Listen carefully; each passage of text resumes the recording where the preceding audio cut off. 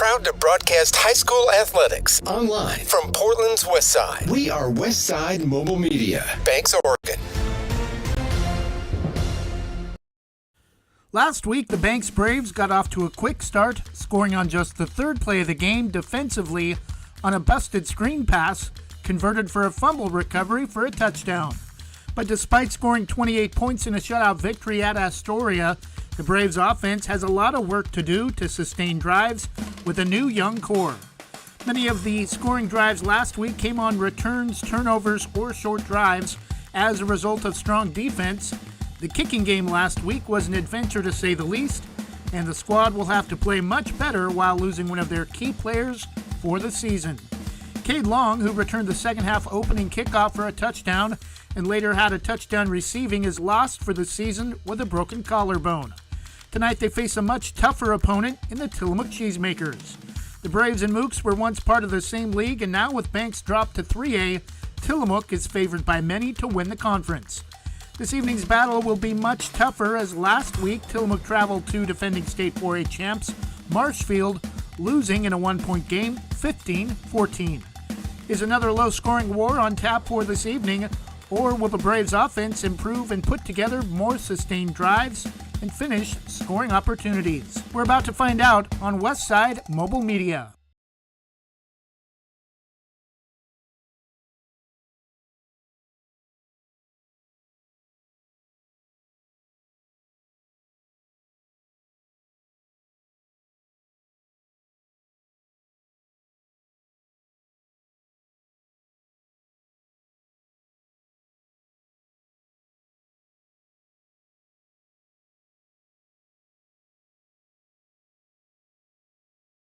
Banks Braves High School Athletics on Westside Mobile Media, presented by Jason Bond Remodeling.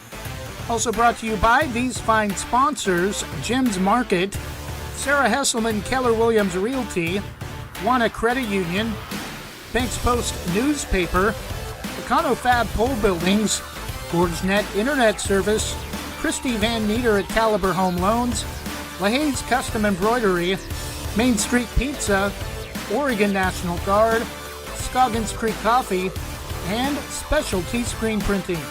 Now here's the play-by-play voice of Westside Mobile Media, Trevor Beard, alongside color analyst Jonathan Lee.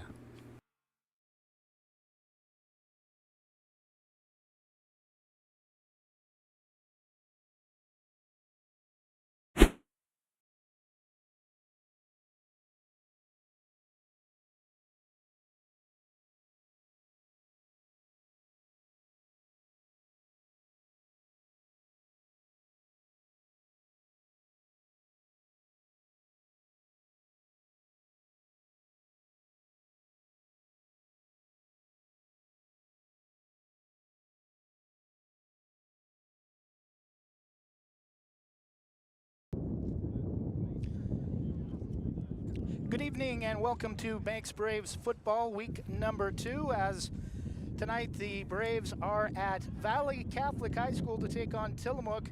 Originally scheduled to be the home opener for the Braves, but the high fire conditions have power shut off to many areas of the Portland Metro, especially the rural areas.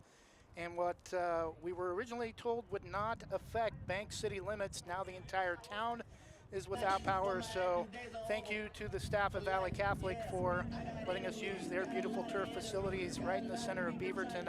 Joining me again, as always, likely, however, for the final time this season, unfortunately, Jonathan Lee, moving on to other opportunities, and want to bring him on now. Thank you, Jonathan, for all of your hard work over the last year and a half or so. And talk about this Tillamook team tonight, coming off just a one-point loss at Marshfield. Yeah, it should be a fun one, and no doubt about it. And it's going to be a very warm and breezy night, so should be fun to see how that plays out. I mean, deja vu, Trevor, to last year. I believe it was the second game of the year as well, and it was a road game. It's kind of on the road for Banks, but it is a home game. They're only 19 minutes away from their home here at Valley Catholic High School. But with the wind, very breezy conditions, we saw that at Hidden Valley. I remember punts were an issue in the special game. I think the opening kickoff actually it blew off the tee. So things like that going to be really interesting to see in this one. And that may mar a little bit of the just the game plans here for both of these teams. And what this game is, it's a reunion game, as I'm dubbing it, because it's a Kawapa League reunion. Both of these teams were league rivals for the last several years in the Kawapa League and the 4A League, and now Banks, of course, has dropped down to 3A into the Coastal Range League. Tillamook still in the Kawapa League, and so it's great for Banks to be able to see how they still, because Trevor, they've won the league title in the Kawapa League title for the last 4 years, and now there's going to be a new champion, and as luck would have it be, with Banks gone, Tillamook now is the front runner. They are the media poll favorite to win the Kawapa League. So this is going to be, I think, a very interesting game. You're right, a very close game. Tillamook played on the road at Marshfield, so this will be their second straight game out of the suitcase. In fact, some issues there with their home field, maybe having some construction. They will not play a home game until October, so they're going to have to get used to playing out of the suitcase. They dropped the game in Coos Bay 15-14 to Marshfield, who's the defending 4A state champions. But Trevor, that Marshfield team, they graduated a lot of seniors from last year, so we'll really kind of see if Tillamook is better. This is a great test for both of these teams, both for Banks for getting ready for 3A competition, but for Tillamook to see if they are really ready to take over for Banks as and if they do win, give them a lot of confidence going, hey, we beat the champion, let's go out and win the Kawapa League title. Yeah, and you talked about the Marshfield no longer being the #1 team in 4A, but being the defending champs. A lot of 5A teams dropping down to the 4A ranks this season. Current #1, Pendleton, really surprised they dropped with being such a large city and likely a large district. Well, and all that has to do, it comes down with numbers within the school, and much like Banks saw it with we talked about during the pandemic, they lost a lot of enrollment with that, a lot of schools affected by that. And I know throughout the Portland metro area, I've seen it on other social media channels that a lot of parents are starting to go to the way of homeschooling, and that affects your average daily membership. And when your numbers drop, they have those numbers for a reason at the OSAA, and so they want to make sure that schools are playing against schools that aren't like twice their size, like Banks in the 4A. They're playing schools, twice their size. Yeah, they were competitive and they were the cream of the crop, but when it comes down to it, you want to play schools that you're more evenly matched in numbers. And now actually Banks is the 6th largest team in the 6th largest school in the 3A, but still some great teams here in the 3A as well. Again, this is game number 2 of the 2022 3A football season for the Banks Braves as they get ready to take on the, almost said Valley Catholic, Tillamook at Valley Catholic High School, originally scheduled to be the home opener, but has turned into a neutral site game with the high fire danger and the power issues throughout the Portland metro area. We'll take a 1-minute break, and when we come back, we'll talk about last week's matchup at Astoria. You're watching the Jim's Market pregame show, Banks Braves High School football, built by Jason Bond Remodeling on Westside Mobile Media. Thinking about updating your kitchen or bath? James Bond Remodeling has over 20 years experience fabricating and installing stone countertops and can upgrade your home with the countertops of your dreams without the dreamy price tag. They pride themselves on quality and customer satisfaction. They offer stone countertop fabrication and installation and cabinet installation services. They'll do their best to beat any bid by 10%. Based locally in Washington County, they'll do jobs in most Portland metro locations. Call 503-753-9993 or email jasonbondremodeling@gmail.com. Jason Bond Remodeling, Oregon CCV number 227733. Jim's Market in Banks is an institution serving the community for generations. They're actively involved in events and athletics from the youth league to high school level. Let them serve you with their locally grown fresh produce, fresh bakery items, including custom cakes, and quick hot food from their in-store deli. Jim's Market, conveniently located at the south entrance to Banks.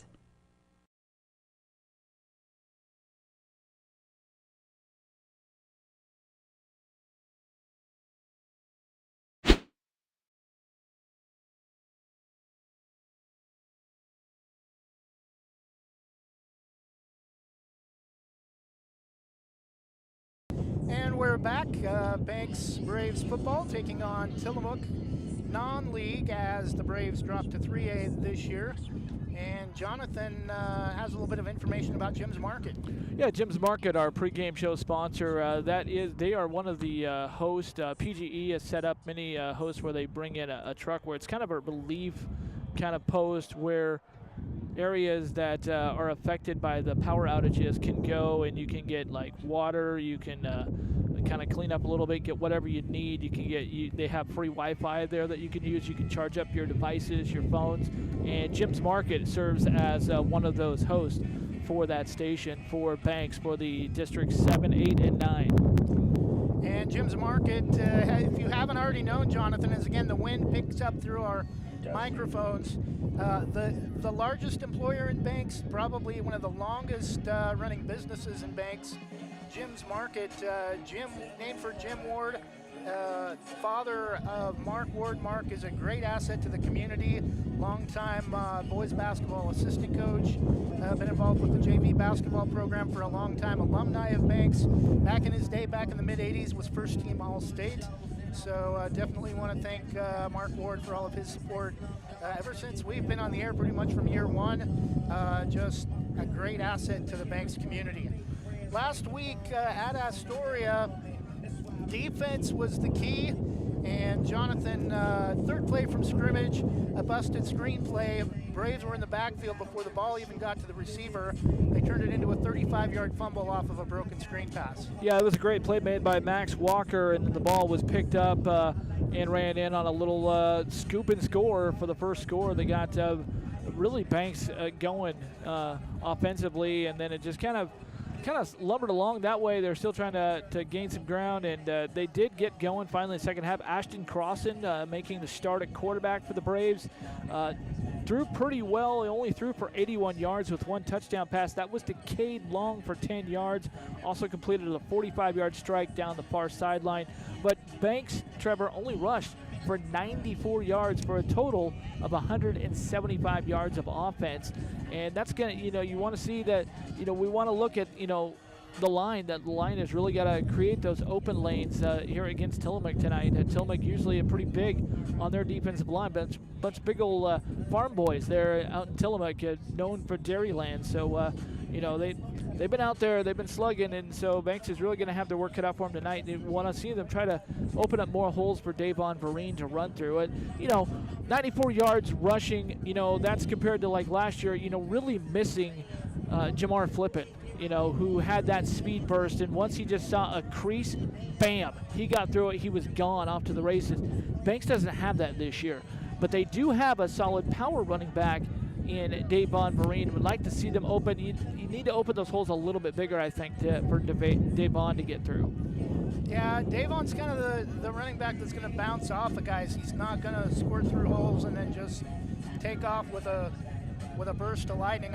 My nickname for him was Flippin' Fast, because he was like, if he got through a hole, there wasn't likely too many people that could catch him. But I think most of those rushing yards too came in the second half. I think late in the third quarter, Davon did have a couple of big runs of 20 or 30 yards. I thought maybe could have got them, or at least gotten him over 100 yards rushing, but just a 7-0 game at halftime, and then the late touchdown for Davon from 7 yards out with about 2.5 minutes left, I think, capped the scoring. But Banks offense is going to have to play a lot better tonight. And something else we haven't talked about yet, the kicking game. Banks had 2 kicks blocked last week, and with the wind being an issue, that could play havoc for both teams.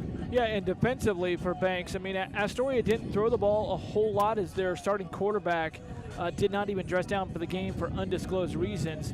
But the Fishermen's quarterback by committee, they managed only 32 yards. That's a good plus to take away for the defensive secondary. But they made up for it with 171 yards on the ground for a total of 203 yards of total 203 yards total offense for Astoria last week. 171 on the ground. If you want to look at what Tillamook did against Marshfield last week on the ground, Tillamook, they passed the ball for 163 yards passing, and they also ran for 111 yards. So Banks, one of the keys to this game, Trevor, is Banks is really going to have to be solid against the run, but they can't just key up and do that because this is a very good balanced offense for Tillamook, and so Banks is going to have to be very disciplined and balanced on defense as well. Don't cheat up on the running game and and load up guys in the box, because if you don't, they've got some quarterbacks with some arms that are going to be able to get the ball down the field and hurt you in the secondary. So it's a really tricky balance for Banks and their defensive coaches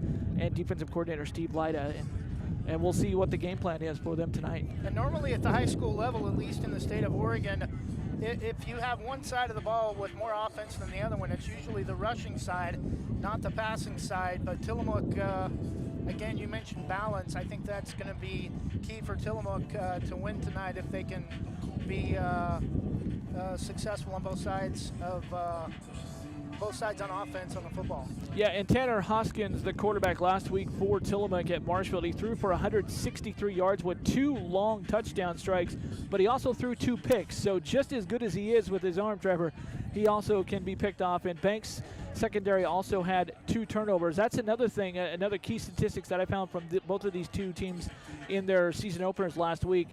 Tillamook was -1 in turnover margin. Banks was +1. If Banks can do that again this week and be +1 and be up in it, or just win the turnover margin, they could win. That could go a long ways with winning the game. Obviously, it looks like it came down to a turnover against Marshfield last week for Tillamook, so that could bite them again. And you mentioned turnovers. Astoria won the yardage battle last week, and that really, I think, proved how much the turnover battle last week was played a big factor in the game, because Banks with the forced 2 turnovers, Astoria only forced 1 with the fumble for Davon Vereen in the first half, and I think that was really key as it created some short field opportunities for Banks last week in the win at Astoria. Yeah, absolutely. It gave them, some great short yardage situations. And, we talked about the numbers, the offensive numbers being a little bit down for Banks last week. But like you mentioned, they forced a lot of turnovers, and they had actually get themselves, short fields. I mean, Banks really didn't start deep in their own territory too many times. I think maybe once or twice started deep in their own territory. So, a lot of those yardage, did mention they have short yardage, but they also had they got the ball because their defense turned it over to them. So we'll go and take another 1-minute break as the wind picks up behind us. When we come back, we'll have a look at the Wanted Credit Union schedule for week 2 involving 3A District 1 teams. You're watching Banks Braves High School football and the Gyms and Market pregame show on Westside Mobile Media. Banks High School Athletics, built by Jason Bond Remodeling. Thinking about buying or selling a home? Sarah Hesselman, Realtor with Keller Williams Realty, will help you with your real estate needs. Call 503-313-0748 or email Sarah at sarahhesselman.com. Serving your community daily and proud to support the starting lineup of your Banks Braves. Sarah Hesselman, Realtor with Keller Williams Realty. Call 503-313-0748.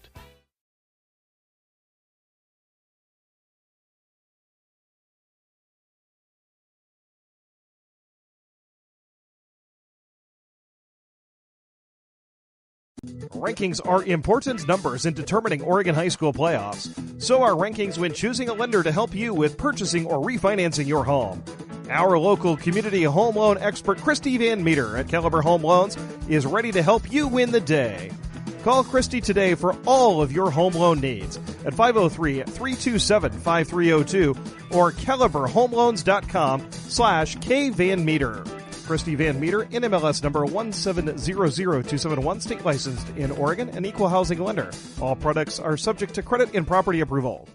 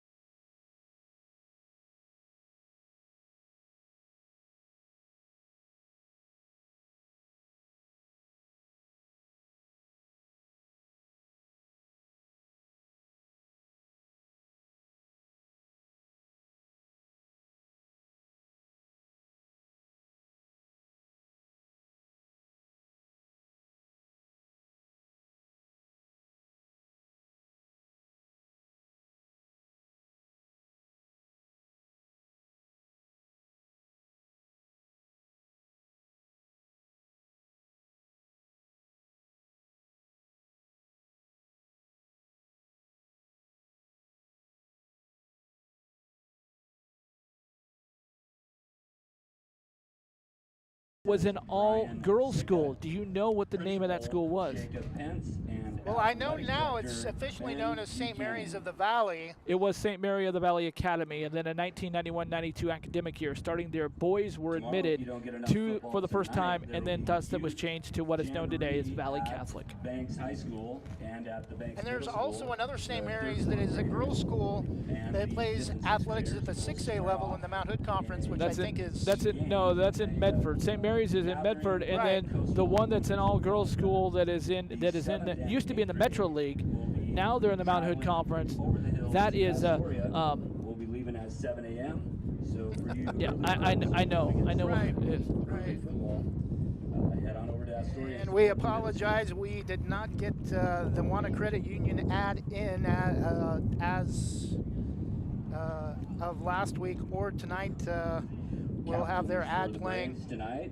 Starting Number next 2, week. Jack Definitely want to Lyda. thank them for their Number support 18, again. They've been with us since the Number beginning. 23, I want a Davon credit union Perrine. with multiple locations And number throughout 10, Columbia Andrew County Brown. and their newest location in Forest Grove.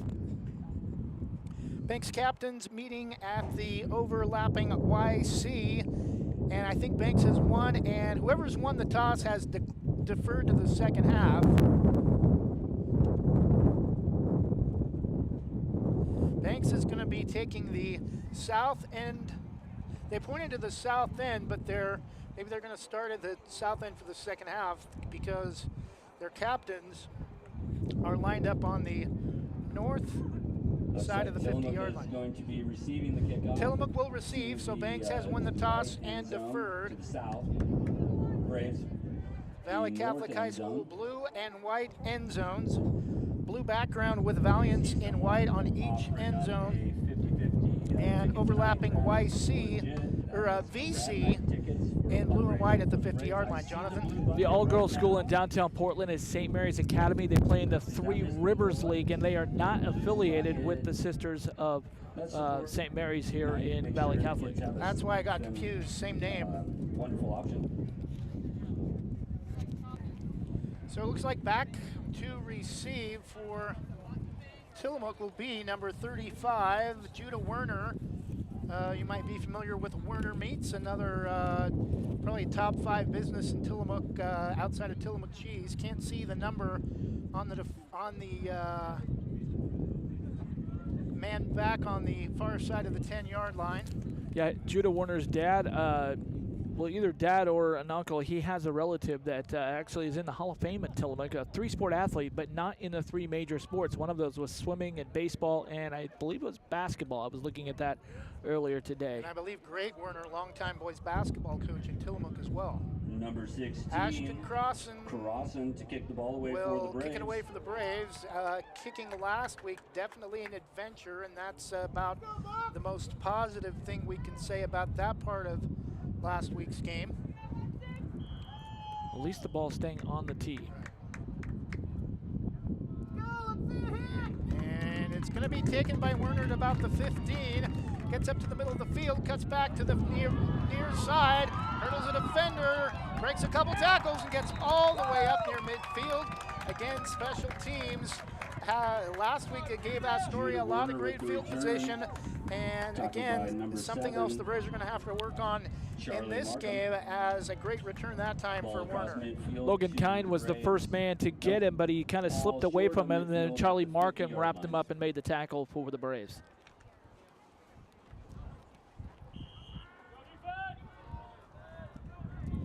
Tanner Hoskins will be the quarterback, deep out of shotgun, about 4 or 5 yards behind the line, with Werner the lone back to his left. Trips to the far side.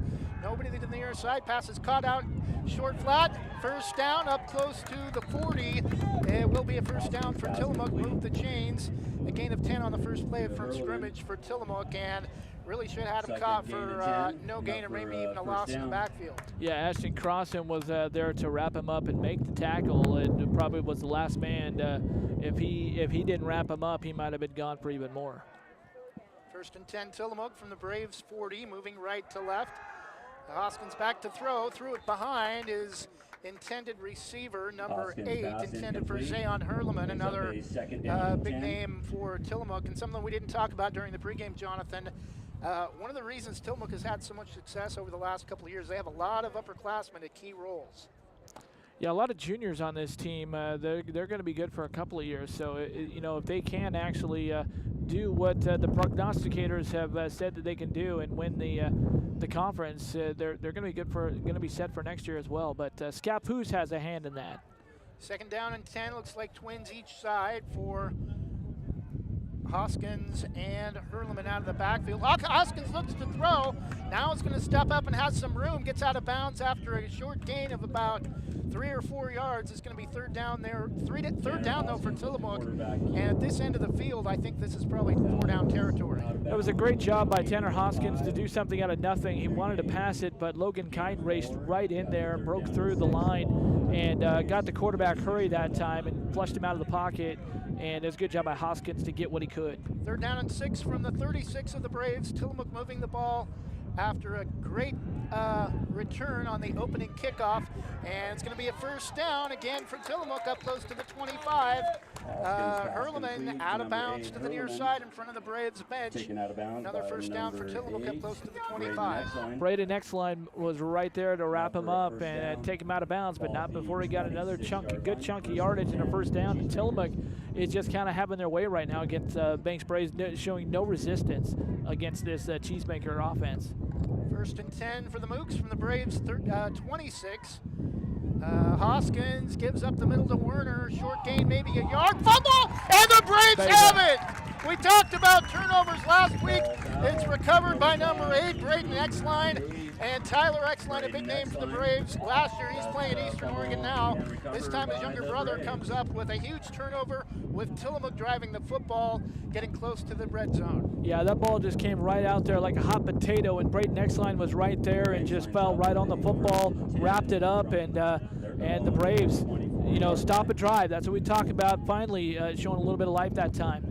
First and 10 for the Braves on their opening drive again after a takeaway for Crossan and the Braves offense. And he'll give to number 10, Andrew Brown, has close to a first down up past the 30, close to the 35. It'll be a gain of about 8, I think. It'll be second down and short. Yeah, just a designed play right there, off to the left edge right there, coming across, a little end around right there, and just followed his blockers, did true, and got picked up a first down. A gain of 11 from the 24 to the 35. Andrew Brown, don't really think we saw him too much offensively last week. It was mostly Davon Vereen carrying the football. Looks like a 3-receiver set, twins to the near side with, I think it's Davon Vereen in the backfield. Fake the give to Davon. Crossan's going to keep it. Gets outside, 40, 45, and it'll get out of bounds. Another first down up past the 45, 46, 47-yard line. First down for Ashton Crossan on the quarterback keep. Another great read by Ashton Crossan. That was a quarterback bootleg all the way. He just pulled it right out and went to the right side and shoved out of bounds by Andrew Wilkes for Tillamook. And the Braves, second play, second first down. First and 10 Braves from the 47. Drive initially started at the 24 after a Tillamook fumble. Right on the 47-yard line of their own 47.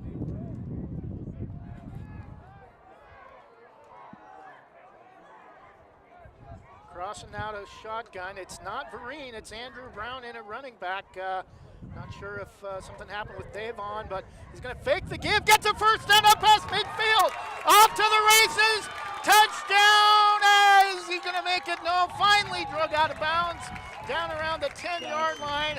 A gain of about 43 yards for Ashton Crossan on the keeper up the middle, and as he cut back to the near side. Again, Ryan Wilkes making the play for Tillamook, dragging him out of bounds at just before the 10-yard line, but still third play, third first down for the Braves, and they're in the red zone on their opening drive here of the first quarter. Move the football. We talked about lack of rushing yards last week. They're already nearing, I think, close to what they had last week on this opening drive. It's like a spread formation, trips to the far side with Andrew Brown still the lone back, and gives to Andrew Brown, spins, and going to get a little bit of a push inside the 10. It'll be second down And they can get a first down to the 2. Looked like Gilbert Witchlack was the first one to meet him right there at the line, but there was a host of cheesemakers right there forming just a cheese wall that Drew ran into, and he had very little running room. Did pick up, looks like a couple of yards they gave him. Looks like a gain of 3 to the 9. Original line of scrimmage, the 12-yard line. Ball mark just inside the 10, under 10 minutes to go in the opening quarter. No score. Braves. Give it a long 2. Braves threatening to put the ball in the end zone on their opening drive. Give to Andrew Brown off the far side, but this one's coming back. Looks like a hold on the far side as a flag is thrown. Andrew Brown gets in the end zone, but this one's coming back. See a penalty marker thrown on the play. Officials will huddle up and talk about it, get their communication. We'll see what the White Hat's going to give, and it is a holding against the Braves. Back him up, 10 yards.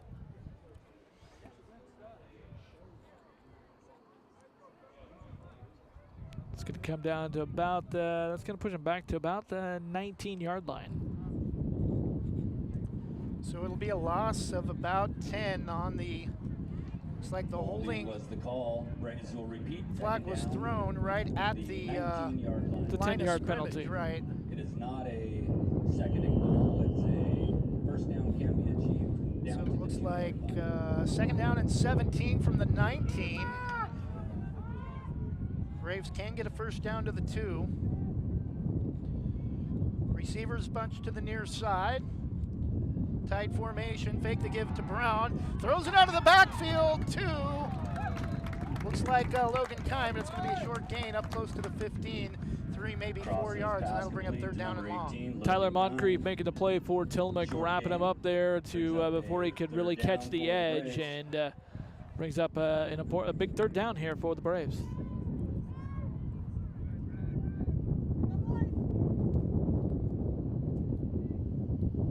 See what Coach Jason Tufts, the offensive coordinator for the Braves, see what he has in mind here on, I believe, the first third down opportunity for the Braves. Braves are pretty decent on third down last week against Astoria.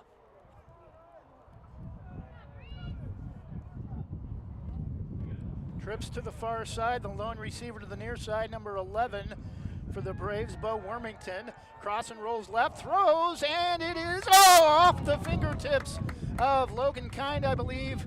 Far back corner of the end zone, and that'll bring up fourth down. And yeah, he just sailed that one, and I don't know, maybe he got up there in the jet stream. It might have also sailed on him a little bit too, but he kind of lofted that ball up there. It wasn't a tight spiral, and when you're throwing to Logan Kine, who is the most sure-handed, Coach Linehan says that he has the best hands on the team. That's why they moved him over to tight end this year. And we're going to see a field goal. When he can't get it, well, the wind is blowing at his back. Cole Crossan will have the wind at his back. It's blowing with him.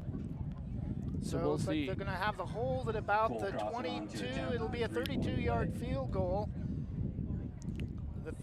Actually, the 23. Christian Light at a hold. The snap is down. The kick is up, and it's short. It is good. Oh, they just barely got it across the crossbar. Over the crossbar. So with 7:51 to go in the opening quarter, it's now Banks 3 and Tillamook nothing. We talked about the kicking game struggles last week, and there's something to hang your hat on if you're special teams for the Banks Braves. 7:51 to go in the opening quarter. Banks scores on their opening drive. A 33-yard field goal from Cole Crossan. Banks 3, Tillamook nothing. We'll be back in 30 seconds after this from LaHaye. Proudly serving our neighbors in Washington County since 1946, LaHaye's is your destination for locally made Letterman's jackets, custom embroidery for business apparel or a unique gift, and scouting uniforms and supplies. LaHaye's is on the corner of 3rd and Main in historic downtown Hillsboro. Open Wednesday through Friday, 10 to 6, Saturday, 10 to 4, and anytime online at lahayes.com or call us at 503-648-2341.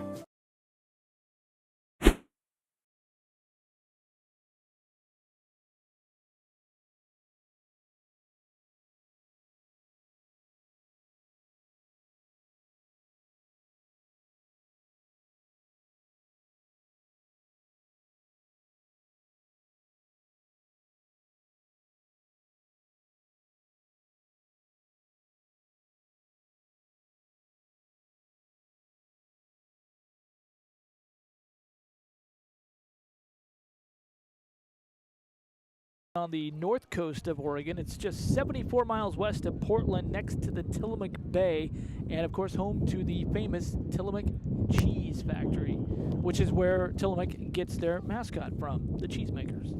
Forgot to turn our mic on coming out of the break. Again, Banks 3, Tillamook nothing, and the ball will, Tillamook will let that ball go out of bounds inside the 10, so that's going to go as an illegal procedure, and we'll move the ball up to the Cheesemakers 35, where they will start their second drive of the game. So in case anybody didn't catch that as we were coming back from the break, the little, if you're not familiar with the Tillamook Cheesemakers, the city of Tillamook is on the north coast of Oregon, 74 miles west of Portland, next to the Tillamook Bay, home to the Tillamook Cheese Factory, which is, of course, where Tillamook gets their mascot from. They are the Cheesemakers. 7:51 to go in the opening quarter as we update social media with the score. Maybe, Trevor, the cheesiest school in the state. It ain't easy being cheesy.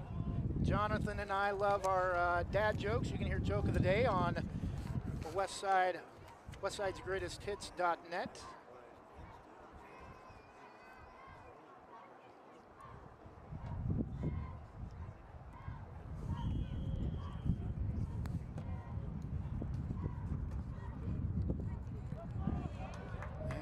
High, very short. It'll be taken at about the 18 by, again, number 8, Hurleman. This time, much better job defensively. He's going to be tackled shy of the 25-yard line. Gain of only about 7 yards on the return. Tackle was made by number 30 for the Braves. He's not on my roster, but I'm going to guess that was Caden Harris. Welcome back. Hurleman with the return for the Cheesemakers. They'll have a 1st and 10 ball spotted, nosed up to the 25-yard line.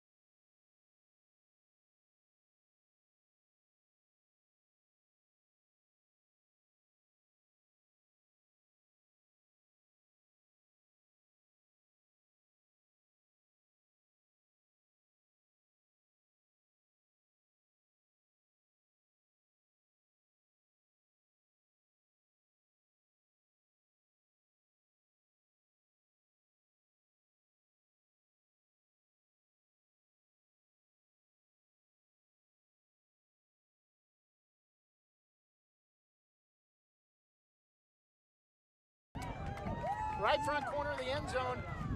Ashton Cross into Bo Wormington. Number 2, Jack Lyda as center. Number 1, Christian Lyda as holder. Number 16, Cole Crossan to apply the boot.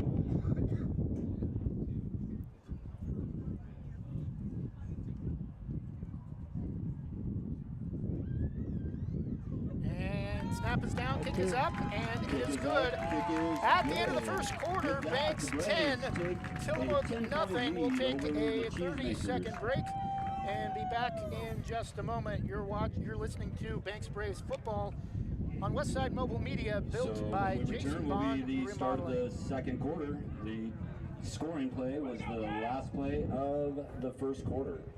At American Family Insurance. Banks Post newspaper is the official news provider of West Side's greatest hits. Listen hourly for West Side news from the Banks Post newsroom. Banks Post newspaper covers Banks, Manning, Buxton, Roy, and surrounding western Washington County communities. If you'd like more information on the Banks Post or want to pick up a copy, visit a local business today. You can also visit their website at bankspost.com or their Facebook page, Banks Post.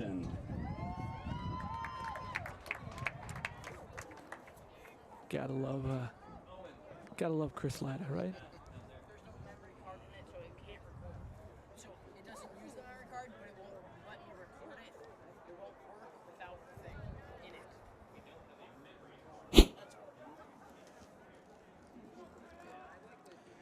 And we're back. Start of the second quarter, Banks a 10-0 lead over 4A They're set up at Tillamook. about the 12-yard line. Ashton Cole Crossan set to kick it away from Cole the Braves Crossan a 33-yard field goal with 7:51 left in the first quarter, and an Ashton Crossan 7-yard. And Banks tries a I think they onside, got it. and they've got the football They back. do. Little squib like onside kick. They kind of caught Tillamook off guard there, and they got on it. And Banks is going to get the football right back. Tip of the cap to Jason Tufts and Cole Linehan being aggressive here and saying, "Hey, we got momentum and we want to keep it." And they do. They all the momentum. There is nothing for the Tillamook Cheesemakers right now. First and 10, Braves after their third takeaway of the game. Ball at the Cheesemakers 49, just inside midfield. +2 in turnover margin now for Banks. 4 receiver set, trips to the near side, 1 receiver offset with the lone back Andrew Brown. Give to Andrew Brown in the backfield, and he's going to lose big time back into Braves territory, all the way back around the 45. Going to spot it right at the Banks 48-yard line. Forward progress was stopped. Loss of 3. Second down and 13. Second down and 13 from the Braves 48, a loss of 3 on the play.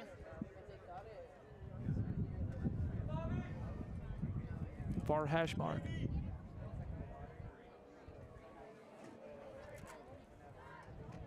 Got to really feel for the Tillamook team and cheerleaders back there. There's like nobody over there on that side of the field, so they're like cheering to nobody. All their fans are to our right here on this side. Pass is bobbled and caught by Logan Kind.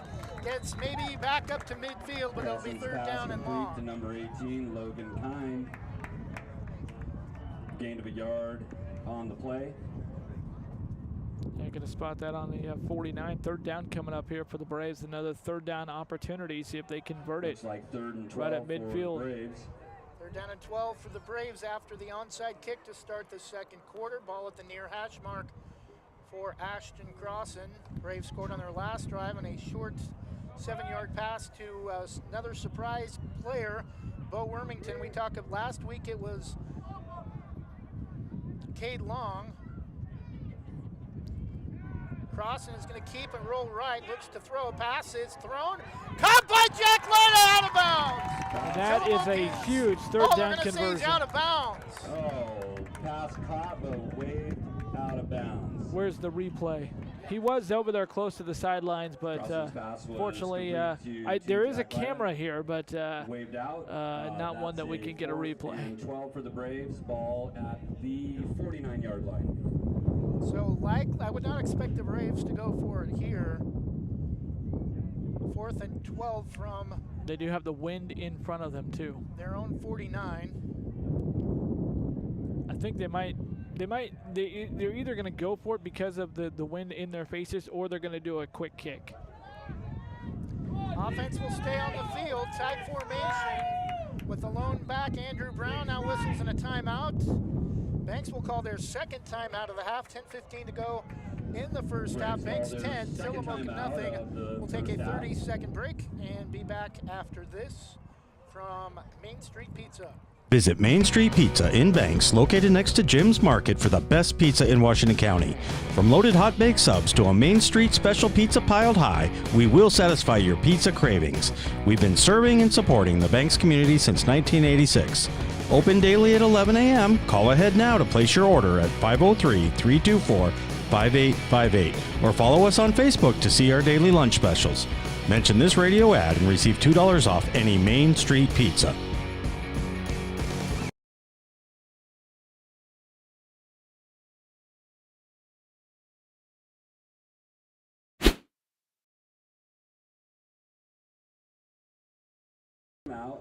And we're back. 10:15 to go in the first half. Banks 10, Tillamook nothing. 4th and 12 from their own 49 after starting off with the ball just inside Tillamook territory after an onside squib kick, and they will do a quick kick.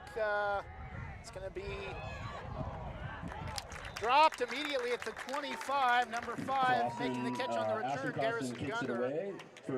Yeah, the Tillamook Cheesemaker punt returner back there that time. Why he didn't signal for a fair catch, I have no idea. He had he didn't have a chance. There was 2 Braves defenders quickly out there on the spot, and he took it, and he didn't even have a chance to go upfield. He would have been better served to make a fair catch in that situation, but he did not, and the Braves knocked him down right where he caught it.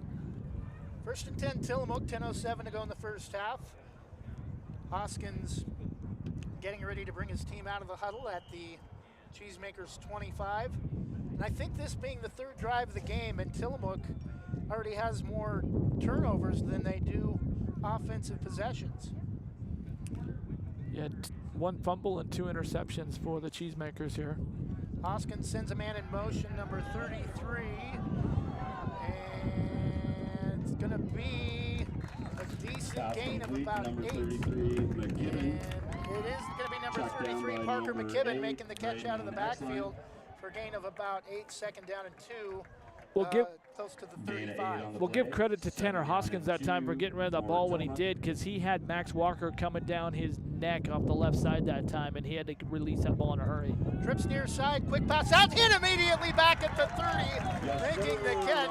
Number 8, Tyler Moncrief. Max Walker was there. Almost could have been another busted screenplay, but did allow the receiver to make the catch, but nothing after that. Max Walker, what can you say about him? He's been making plays all night long. He's been right there and just really stepping up big, coming off the edge right there out of his linebacker spot, outside linebacker spot, the 6'3" sophomore. 2 more years for Coach Linehan. A loss of 3 back to the 30 for Moncrief on the screenplay, and that'll bring up a big 3rd down and 5 situation for Tillamook, who really needs to at least get a sustained drive here. Otherwise, this game could get out of hand quickly. Hoskins back to throw. Now he's going to step up and keep it. Gets up to the near side and it's going to be tackled. Looks like about a yard shy of the first down. And Tillamook with a big 4th down situation coming, 4th and short, but not really a situation where you go for it at this end of the field. Davon Breen right there off the edge, right where he was, and Hoskins was turned back and tried to find some running room, but when Davon Breen is right there, you're not going to find any running room. It's going to be, hello, welcome to the carpet, son. 4th and about 2.5 for Tillamook, and they look to be punting it away. Jack Lyda back at the Braves 34. Oh, ball hits the turf. Tillamook will get it away. Good punt. It's going to be fair caught, and back to catch it at the Fair original catch spot called where by he number 2, Jack originally Letta. lined up to make Braves the will catch. have a Braves will have first and 10 starting at their own 35-yard yard line with 8:03 to 8 go in the minutes first remaining half. in the half. Braves with the lead, 10-0. I'd call this, again, good field position. I mean, you're at the 35-yard line to start a drive. I mean, you're just 15 yards to midfield. One good pass or run gets you right there. So the Braves all night long have really, they definitely have won the field position battle so far tonight. They're winning the turnover battle and the big plays, and they've got, a touchdown and a big field goal here tonight. Crossing with no back out of the backfield. Looks like 4 receivers set. It's going to keep it and gets a little bit of a push up past the 35. Maybe a gain of a yard and a half, close to 2. It'll be second down. Taken down by number 12, Motzinger. I believe that's the first time tonight we've seen a no back set. With, no, he had a running back off his left hip, Cade Hansen. Ball at the 41. Who's not on our roster. Thank you, Chris Lida, for second down and 9 from the 36. Under 7.5 minutes to go in the first half.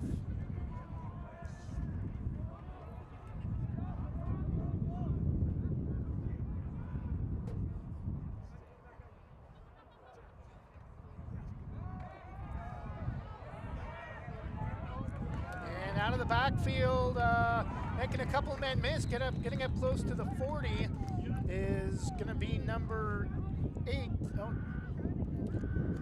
Crossing with the quarterback. Oh, it's Ashton Crossing, number 6. It looks almost like number 8, but great next line, not a ball carrier. Third down and 6. Got him up to the 39-yard line. Got 4 yards on this play. Third down, 6. Manageable. Like to see them test this Tillamook secondary a little bit more with the passing. You've got the Lidas out there that can catch the ball, and Logan Kind. Third down and 6 from the 39. Need to get to the 45 to pick up a first down. Oh, and he lost the football and Tillamook got it back. It slipped out of his hand. It was Christian Lida, and a flag on the play, maybe a late hit on the Braves. Or an unsportsmanlike conduct on Tillamook. Flag on the play. We don't always hear what they say down on the sidelines, but if you say the magical word.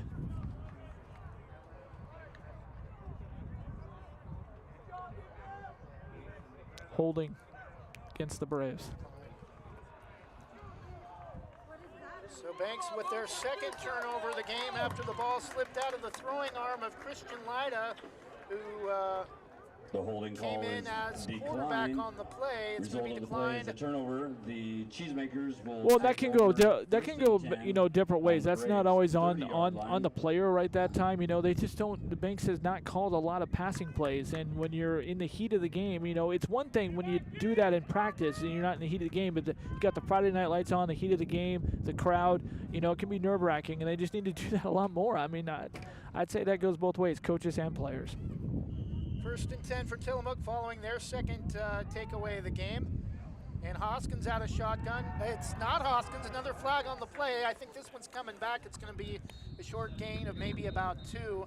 Direct snap to number 7. That's Seth Weniger. He was the quarterback last week for Marshfield. I was wondering why Hoskins was going, but apparently Tillamook goes with a 2 They're both juniors, but apparently they go with a 2 quarterback set. Seth Weniger. It was like a hold against Tillamook, so turnabout fair play. Although it holding indicated against the Cheesemakers. Last time it came on a Braves turnover. Replay first down. Be a first and 19. Ball spotted at the 39. First really big penalty of the game for Tillamook.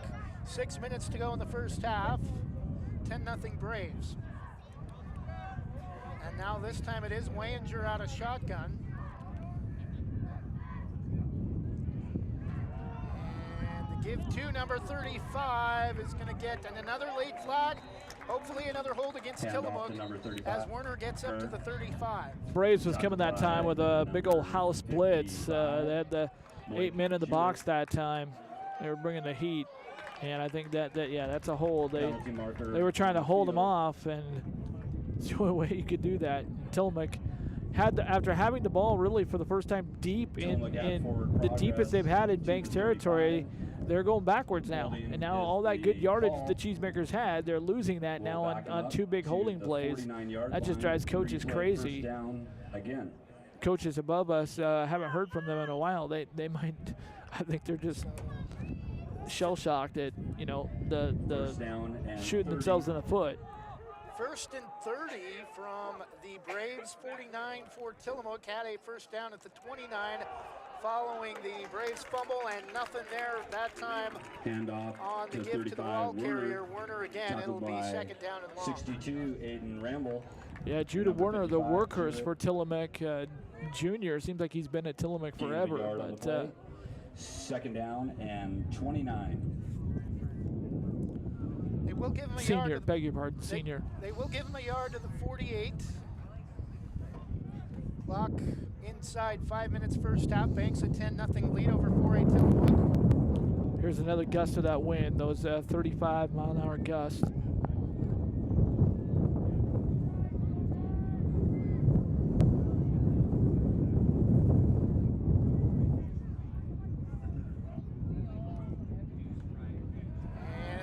Hoskins back in at quarterback. Hit as he's thrown. Coming up to make the interception. Incomplete. No, they say incomplete. Yeah. Christian Lyda came racing up. Ball was, I think, knocked down by the wind, but either way, it's going to be third down and long. He had his hands on it, but he lost it. It went right through his hands, and then it hit to the turf.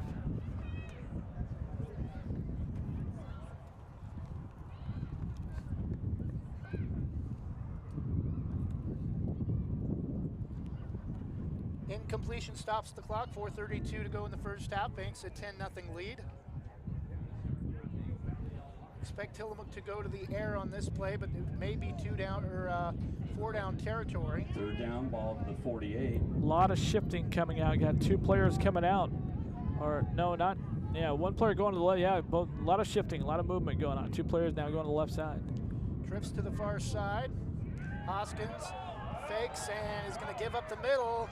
Werner busts the tackle, and he is going to get, this is going to make the decision a lot tougher for Tillamook. He doesn't pick up the first down, but a huge gain on third down. They go to the ground, and it's going to be 4th down and about 8 or 9. Yeah, this is what I talked about in the pregame. It's a balance there. You got to be balanced, and Banks brought 8 guys in the box again, and they jumped at.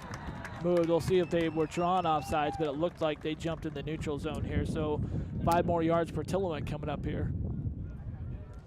After they had Tillamook dead to rights on 3rd down and 29. 4 yards, that's 4th and.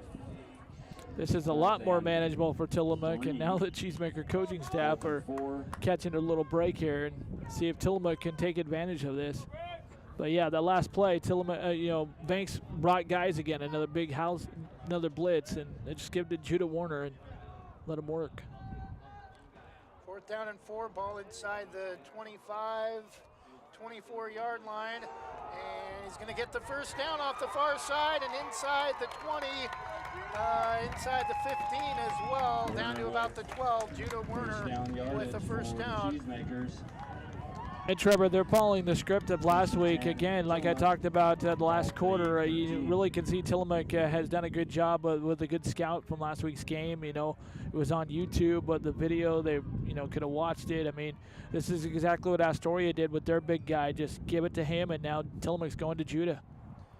1st and 10 from the 14, and this time it's Wayinger back in the game. Gain of about 3, gets to about the 11, second down. Brought down by 52, 7. Aiden Ramble, 63, Luke Bigsby. Gain of 2, 2nd and 8. Good to see some fans from Tillamook that have ventured over to the other side now to give the cheerleaders for the Cheesemakers something to cheer to. They were cheering to the concrete building in the first quarter. And again on the reverse, this time thrown down hard at the 10. A ball carrier number 30 Gilbert Whitlatch tackled by number 10, off the Andrew far Brown, side. the It's going to Braves. be another big Whitlatch, the third down ball play carrier, for gain of 2. Tillamook. Drew inside Brown the again on the stop for the Braves. Ball on the 9-yard line. Third down and 5 from the 9. Braves a 10-0 lead. Under 2.5 minutes to go in the first half.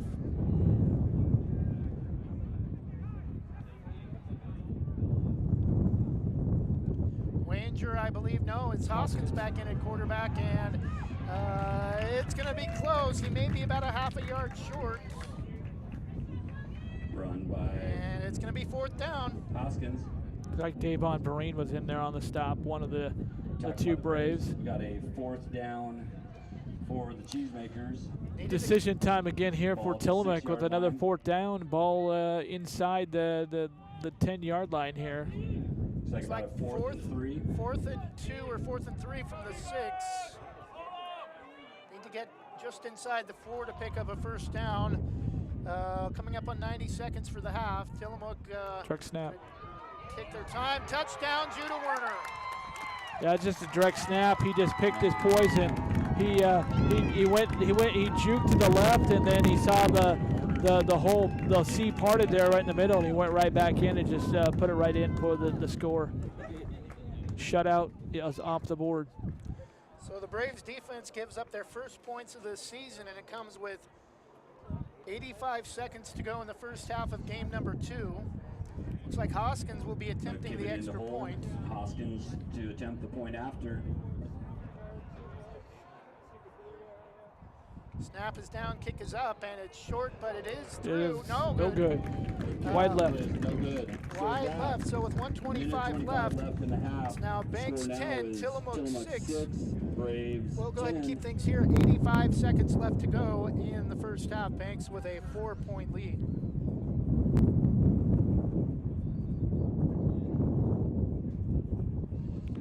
That was low and hooked. He hooked it. He hooked it. He hooked it. And reminding me of time with Todd McKim. He hooked it. Todd McKim, longtime sports director at KVAL in Eugene, CBS affiliate, now with the Cal Bears.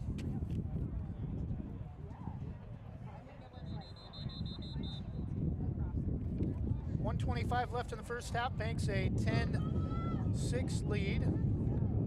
28-0 win last week at Astoria.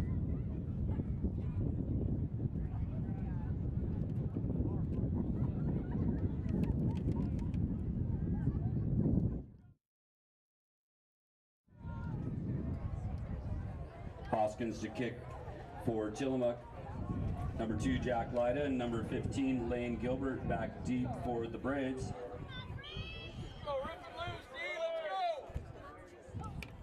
Some of the sounds of public address announcer for the Braves, Chris Lyda. Ball is...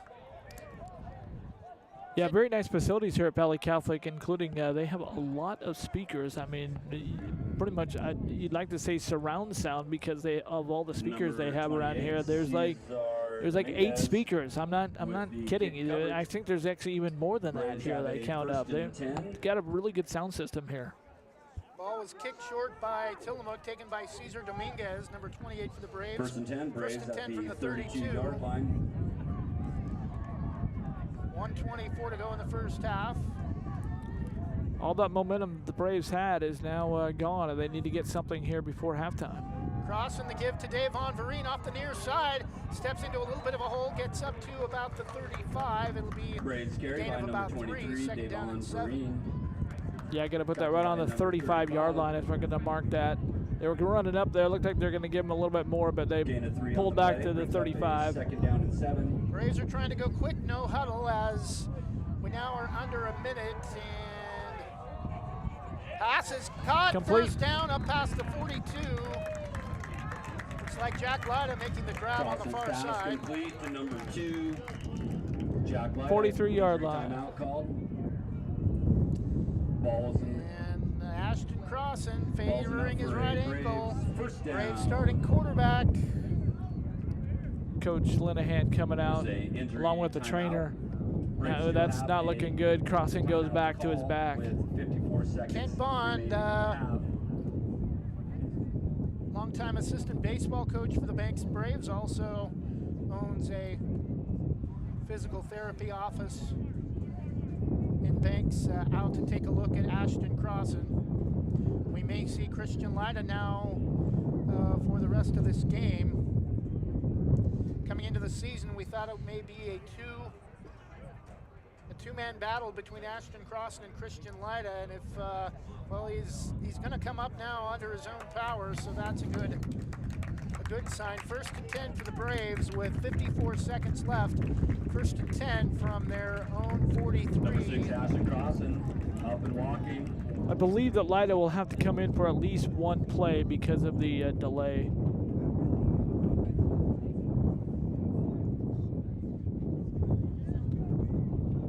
We may just see a couple of handoffs here.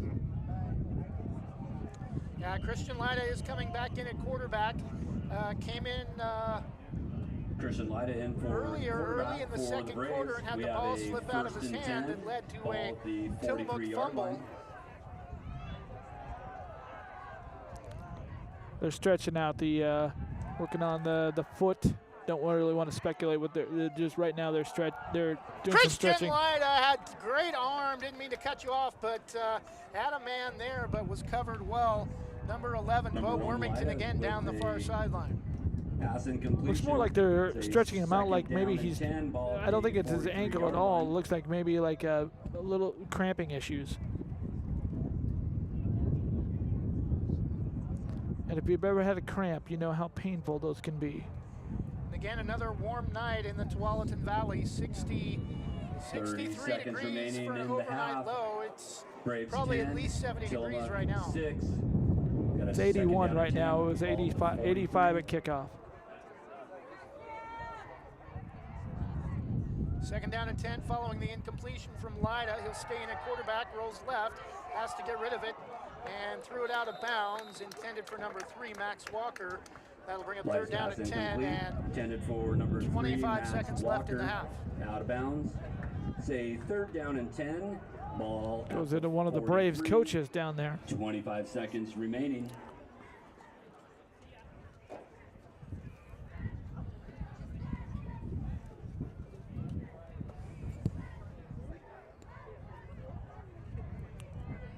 Still stretching out Ashton Crossan in that right leg.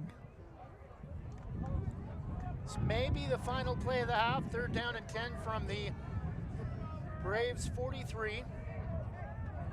So got four receiver set, trips near side. Jack Lyda will just hand it off to Andrew Brown. Gets all the way up to midfield, and fourth down. Carried by Andrew Brown. Out right at midfield, about 3 yards shy of the first down. So a gain of 7. That will likely be the final play of the half. Braves do have one timeout left. They look content to just run out the clock. Halftime score, 3A Banks 10. Tillamook. No, they're going to get another play, and we're going to get a timeout. Timeout called by Banks. Yeah, it's not halftime yet.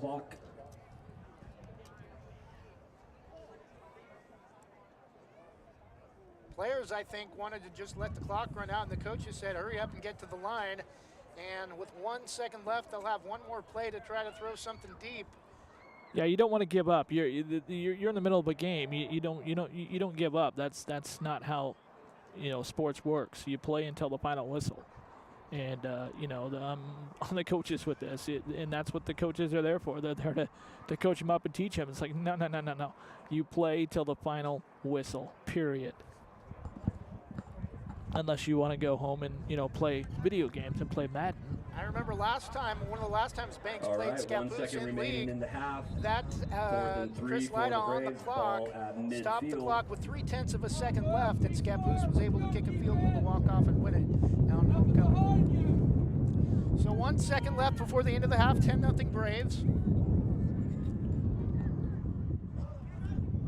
10-6 as Tillamook scored on their last drive. Lyda is just going to keep it, and 40 gets out of bounds. Will be a first down inside the 40, but it doesn't really matter. Now the horn as we sounds. end the first half. That's Banks enough for a 10, first down, but that Tillamook takes 6. us to halftime. We'll take a Braves 1 minute break 10, and Tillamook talk about 6. how the first half went when we come back. At halftime, it's 3A Banks 10, 4A Tillamook 6. We'll be back in 1 minute. Halftime is a 15-minute interlude here.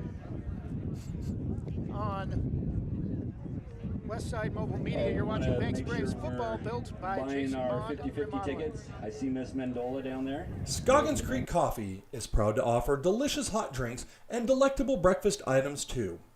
Visit their 2 locations in Gaston and Yamhill Carlton. Open 7 days a week, Mondays through Saturdays until 5 and Sundays until 3. Make sure to ask about their weekly specials and visit their Facebook page, Scoggins Creek Coffee, 503-985-3483.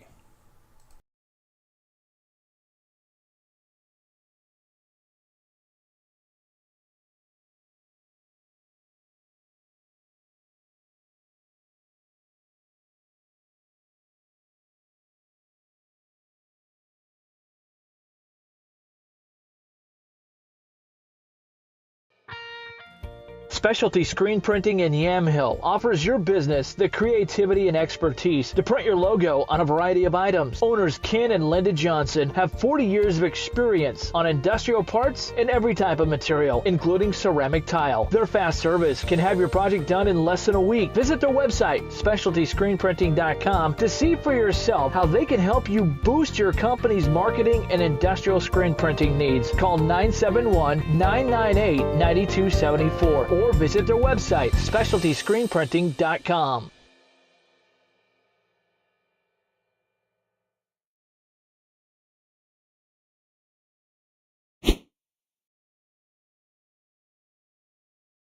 And we're back halftime. Banks 10, Tillamook 6. Cold Crossin actually opened the scoring on a 33-yard field goal with 7:51 to go in the first quarter, and then a short pass of about 7 yards on 4th and 6 from Ashton Crossan to Bo Wormington to put the Braves up 10-0, and then Tillamook able to score on a run from Judah Werner to make the score 10-6. Extra point was missed, and that's where we sit at halftime. Banks with a 10-6 lead. Jonathan has a look at other score. Okay. Kennedy and Sayusla scoreless after 1.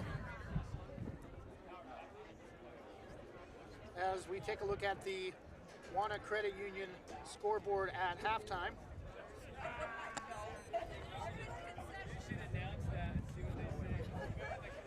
Kennedy, one of the teams coming up from 2A to the 3A level. Kennedy of Mount Angel, longtime 2A powerhouse. 2A announced over the summer that they would go to 9-man. So Kennedy decided that they wanted to continue. They asked their players, and their players said they wanted to keep playing 11-man football. So coaches gave them the decision to whether or not they wanted to move up to the 3A level, and Kennedy will be playing 3A football this season.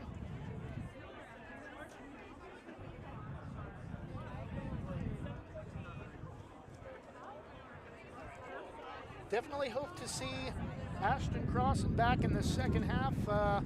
I think that's likely, as he went down on the final drive of the game with 1:25 left. Hopefully just a cramped temperatures right now, still about 80 degrees at halftime, as it's about 8 o'clock here at Valley Catholic High School in the center of Beaverton, right off Murray and TV Highway.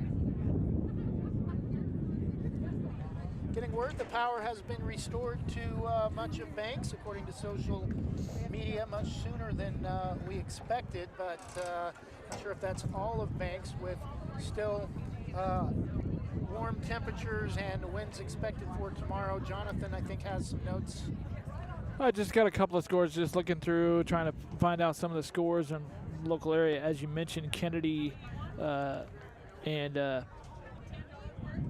Kennedy tied after one quarter, 0-0 in their game. But Woodburn playing, of course, in 6A this year, and they are playing at St. Helens. Woodburn leading St. Helens at halftime, 24-0. St. Helens coming off of a big 37-0 win over LaSalle Prep last week at home. St. Helens going on the road for the first time this year, and getting a little taste of their own medicine from last week, down 24-0 to Woodburn. And then also in the second quarter, sort of a national score. It's not a smaller school, but it's a national score. Central Catholic is playing in Eugene. They're playing the #1 team in the nation, St. John Bosco, out of Bellflower, California. That game's in Eugene at the University of Oregon. And St. John leading in the second quarter, 23-0 over Central Catholic.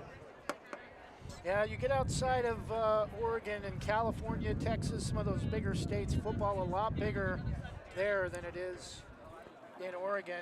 And I mean, we know Central Catholic, Jesuit, Lake Oswego, some of the big 6A powerhouses, as good as they are in state. I know that's happened a couple times recently where they've gone up to play some from schools from Bellevue and bigger schools from Washington as well. And sometimes the Oregon talent level really doesn't translate to other states. Well, Central Catholic just beat Bellevue last week, 24-23, Bellevue, and that was in Bellevue, Washington. And now they're in Eugene playing St. John Bosco, who has been, to the credit of Central Catholic. Central Catholic has been a great program here in Oregon as well, but St. John Bosco has been a national powerhouse for years in football. I mean, they make a movie about, Texas football with Friday Night Lights. I mean, you could really make a movie about St. John Bosco and their amazing run in high school football. Two other finals from 3A District 1 from last night. Yamhill Carlton defeated Amity at home 26-12. Amity drops to 0-2. That's a bit of a surprise. We talked about Dayton and Amity, that long-time rivalry going back about 30 years or longer. Amity falling to 0-2 in the season. And North Marion coming off a 26-21 last week against Harrisburg, getting hammered 42-8 by Scio. Jonathan? McMinnville gets a 25-yard touchdown pass from Kane Sullivan to Tyler Mishler. The Grizzlies lead Forest Grove 28-0 with $1:37 left in the second quarter. And last week, I can't remember, they played a team from Hawaii and lost at home, right, McMinnville? Yeah, they lost by a field goal. See, got a halftime score from another Beaverton area school, Southridge. They are actually just down the road. They are down Murray Boulevard and down Shoals Ferry Road. They are in Progress Ridge. From here, they are playing Grant, the Grant Generals. Southridge leading at halftime 7-0. Southridge is a 6A school, but they are playing in 5A in football this year, the 5A Northwest Oregon Conference. But playing a 6A team tonight in Grant, still non-league competition usually for the first couple of weeks of the season, as is this game here tonight with Banks and Tillamook. Banks and Warrenton currently the only two teams in 3A Special District 1 to remain undefeated. Banks with their 28-0 win last week at Astoria. Warrenton a 20-13 win at Amity. We mentioned Amity's loss to another District 1 team, Yamhill Carlton. North Marion defeated Harrisburg last week 26-21. They fell to 1-1 last night with a 42-8 loss at Scio, just north of Albany. Yamhill Carlton 1-1, improving to 1-1 with their first victory of the season, defeating Amity. Rainier with a loss last week at home to Scio. They're at Jefferson tonight. Corbett and Valley Catholic look like they're going to be the bottom of the barrel again for football this year in 3A District 1. Corbett a 50-0 loss last week to Lapine. They're hosting Harrisburg tonight. And Valley Catholic is off this week, but they lost to a 2A team last week on the road at Corbett, 51-19. I think it's been over a year since Valley Catholic's won a game. Well, I covered a game. I remember you mentioned Corbett and Valley Catholic. It's interesting. Corbett and both were in the 4A a few years ago. I covered this game. They were at Hillsborough Stadium. It was a playoff game, first round of the playoff game. Valley Catholic, of course, name is going to escape me right now. really good quarterback that year. They they were loaded: quarterback, running backs, receivers. He's lefty. You may remember him. He seems like he's been at Valley Catholic forever. Blonde hair. I apologize. Name escapes me right now, but they were really good. They played Corbett at Hillsborough Stadium and just blew them off the field. I actually have video of that on my YouTube channel. It was just a really great team. Well coached for Valley Catholic, and they're really trying to get back up to that. They've really kind of gone down. They've had some good. Valley Catholic has been really blessed with great coaching staffs and athletic department, and for whatever reason, they just they moved on. Like Joel, Joel was the basketball coach for a long time here and won a couple of state championships at the 4A level with Valley Catholic. Joel Sabatka, and then he retired. Stepped away from coaching and from athletic administration, and then they've had some other coaches that have stepped away. Doug Irardi was the head coach. I think he's now one of the principals here at Valley Catholic now, but he was the football coach for a long time for them, and they've stepped away, and they've kind of felt they just haven't recovered, and they're trying to build that back up. But volleyball for Valley Catholic, very good here. They're ranked 4th on the Coaches Bowl. They're ranked 4th this week in the 3A ranks. I think Valley Catholic, again, will be right there to challenge for the state championship. But, football and basketball. Baseball, they're still doing well. But football and basketball, they're really kind of struggling right now. But, they'll be back. They always have a way to turn it around. I think they've got some good leadership in place now to help them get back to where they once were. But getting back to this matchup with Tillamook tonight, Tillamook, did you know, has some notable alums that have went to Tillamook High School. Of course, one of them is pretty easy if you're around the Portland metro area and you listen to talk radio. That's my Alpha Media colleague, Lars Larson. He's a graduate of Tillamook High School, longtime resident, Trevor, of Tillamook, and he and his wife now live in Clark County, and you can hear the Lars Larson Show every weekday statewide on the Northwest Radio Network, Oregon, Washington, Idaho, and Montana. There's also a politician, Brian Boquist. He is formerly was with the Republican Party. Now he's independent, but he currently serves the Oregon Senate representing District 12, and he also was in the Oregon House of Representatives with the Mid-Willamette Valley. But musician Gary Kilgore is a graduate of Tillamook High School, and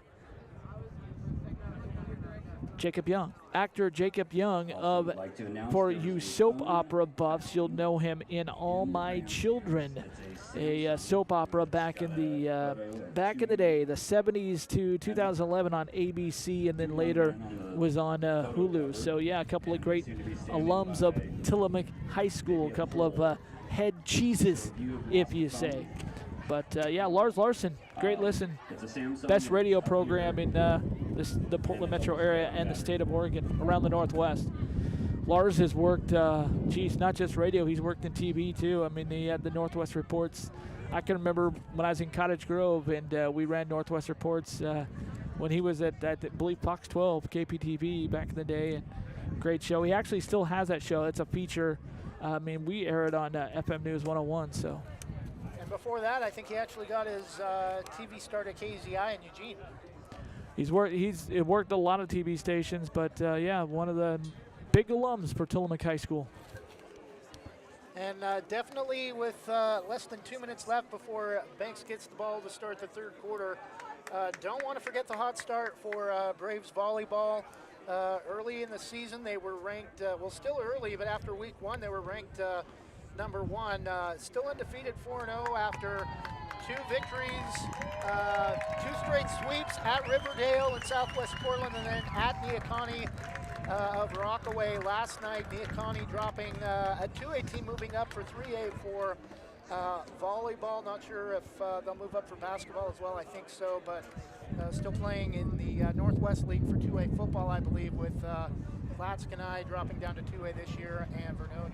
And a shout out to in the 4A, the 4A Coapa League, Scappoose, who actually moved down as well, moved down from 5A back to 4A, where they've won some titles in football as well. Their volleyball team improved to 4-0 with another big shutout, straight set victory last night at home. Actually, no, they took down Gladstone. It was on the road. Gladstone volleyball, very good usually. And Scappoose set them down on straight sets, three sets to 0. So up to a 4-0 start. St. Helens still trying to find their groove. They're actually 0-4. And Tillamook's cheerleaders have moved back to their fans' side of the field. There's some short concrete bleachers we talked about earlier in the first half. I did a game over there early in my career at Banks when I was strictly audio only on another platform called Mixler, and they've now moved over to the main bleachers on the west side of the field, where most of the Tillamook fans are. There's still a few smattering of fans over there on the other side, but I think that's just to keep, I give props to those people over there. There's no lights over there. They're kind of behind the stadium lights, but it was, if it wasn't for them, the team would have nobody behind them over there. Officials are trying to get the clock operator to add 3 minutes to the clock, and they finally see it. So we will have 3 more minutes added to halftime, as is usually the case when teams come out of the locker room. We'll take another 1 minute break and be back after this. You're watching Banks Braves football on Westside Mobile Media, built by Jason Bond Remodeling. We'll be back in 1 minute after this from GorgeNet Internet Service Provider. There's a new premier fiber internet provider in Vernonia featuring friendly and helpful customer service. Sign up with Gorge Networks today for symmetrical speed fiber internet, 300 meg or 1 gig speeds with managed Wi-Fi included in the low monthly price. No contracts or price increases. Refer a friend and get a free month of service. Make the switch to Gorge Networks today. Call 541-436-0223. You can also email us at sales@gorge.net.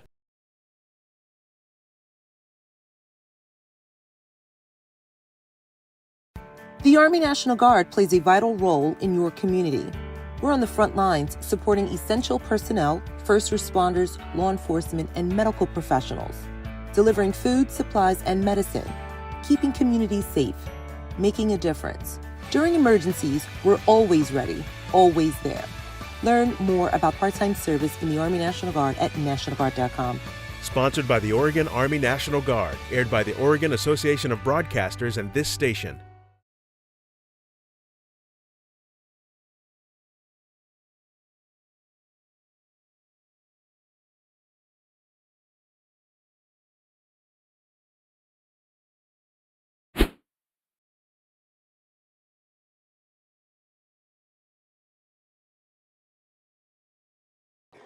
And we're back, start of the third quarter. Braves will have the football following the Tillamook kick, as the Braves won the opening toss to start the game and deferred to the second half, as was the case last week at Astoria. Looks like back for Banks will be Jack Lyda and number 15, Lane Gilbert.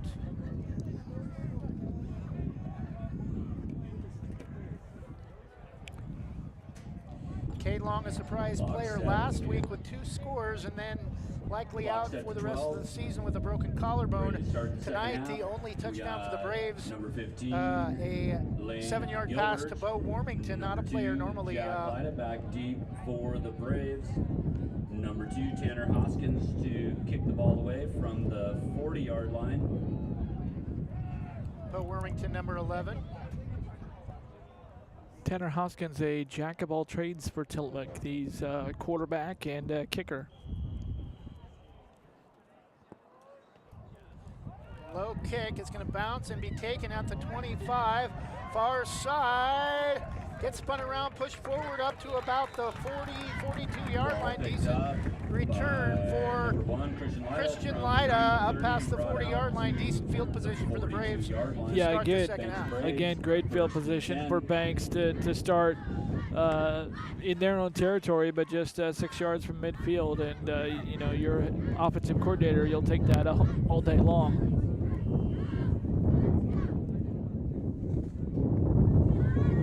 Temperature as we start the second half, still 80 degrees here in Beaverton. So it will be still Christian Lyda in at quarterback, although Ashton Crossan looks healthy on the sideline. Man in motion is Jack Lyda. The give to Andrew Brown up close to the 50, maybe the 48-yard line. Good gain of about 6 on first down. Spot it right at the 48-yard line, just past the 48-yard line of the Braves. 6. Second down and 4, just underway in the third quarter. Braves a 10-6 lead. Trevor Beard along with Jonathan Lee.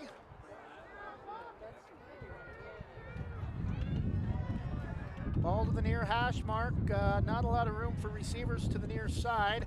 We do have twins each direction, split out wide to the far side. Now Lyda goes in motion left to right. And the give to Andrew Brown, and he's going to be lucky to get back to the line of scrimmage. Yeah, it looked like they stopped him maybe a half a yard short of where the ball had that line of scrimmage. 3rd down and 5 for the Braves. So, going to lose a yard. 3rd down and 5 from the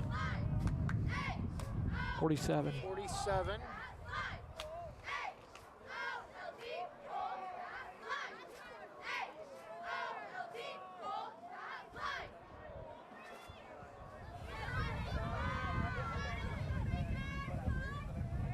Lyda back to throw. Pass is caught. First down, coming back for it. Making the grab, number 11, Bo Wormington, who caught the touchdown in the second quarter. And ball will be marked at the 46 of Tillamook. First down, Braves. Yeah, that's a nice 10-yard catch right there. 10-yard pickup on 3rd and 5. Another 3rd down conversion for the Braves, and looking to keep this drive going, and maybe get in and put a score here to start the second half. Christian Lyda, son of defensive coordinator and was head coach for a game last season, Steve Lyda, and the fake off the far side. Christian Lyda is going to get up close to the 40 before he steps out of bounds. Should be a gain of another 5 yards. They like to run that play, and they fake out everybody when they do that. And again, they faked everybody out there for a second. 2nd down and 6 for the Braves. They'll mark it at the 42, a gain of 4. Defensive play made by 33, Parker McKibben. No, that's Wyman Smith on this end. Tufts is in the white hat. 2nd down and 6. Passes too high, intended for Jack Lyda, his cousin. Would have been a first down. It's going to bring up 3rd down and 6 for Christian Lyda and the Braves offense. For number 2, incomplete. 3rd down and 5.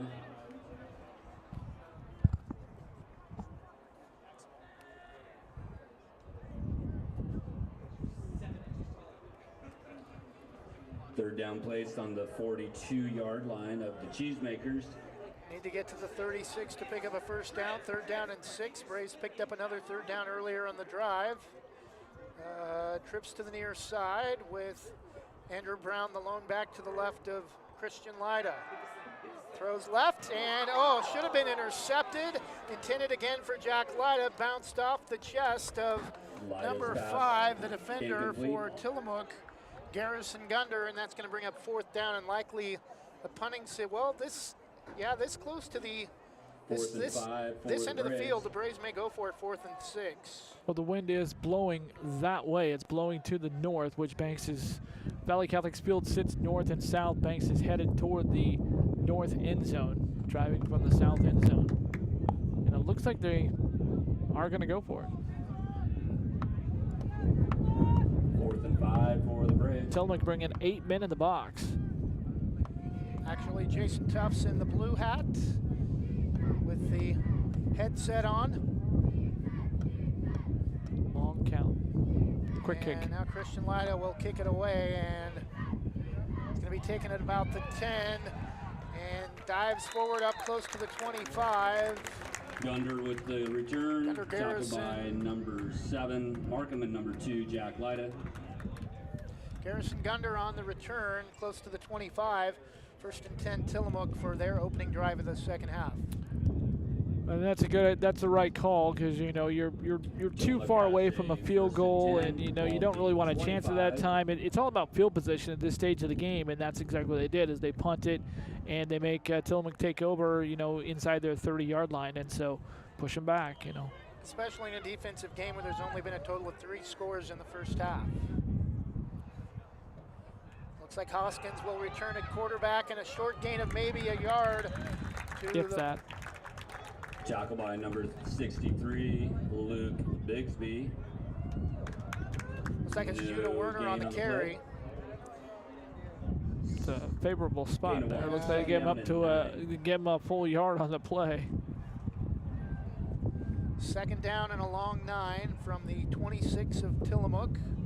Cheesemakers with the football on their opening drive after the Braves stall on third down. And 6 intercepted! Max Walker makes the man miss, and is going to be tackled at the 15. Again, great field position for the Braves following a turnover. And this would be huge if they could go up 2 scores early in the third quarter. And Max Walker almost broke that, if not for Tanner Hoskins, the quarterback, to get over there and make the shoestring tackle. Max would have made a house call. First and 10 for the Braves from the Tillamook 16. 9:07 to go in the third quarter, 10-6 lead. Max Walker, of course, the brother of Banks girls basketball post, Madison Walker. And also a brother of Jack Walker, thanks to him for his service with our military. Graduate last year, long-time Braves football player. Christian Lyda still in at quarterback for the second series this quarter. Jack Lyda in motion. Christian Lyda is going to keep it, makes a couple of men miss initially, and then it's going to get pushed back. Wow, that hole closed really quickly that time. It was a good idea there by Christian he started to go out outside, made that cutback. It was a great lane because he saw that lane, but that lane closed quickly. Great job by Tillamook to close the gap. He's going to lose actually about 2 yards as we get a little peekaboo shot of a beautiful golden full moon off to the southeast.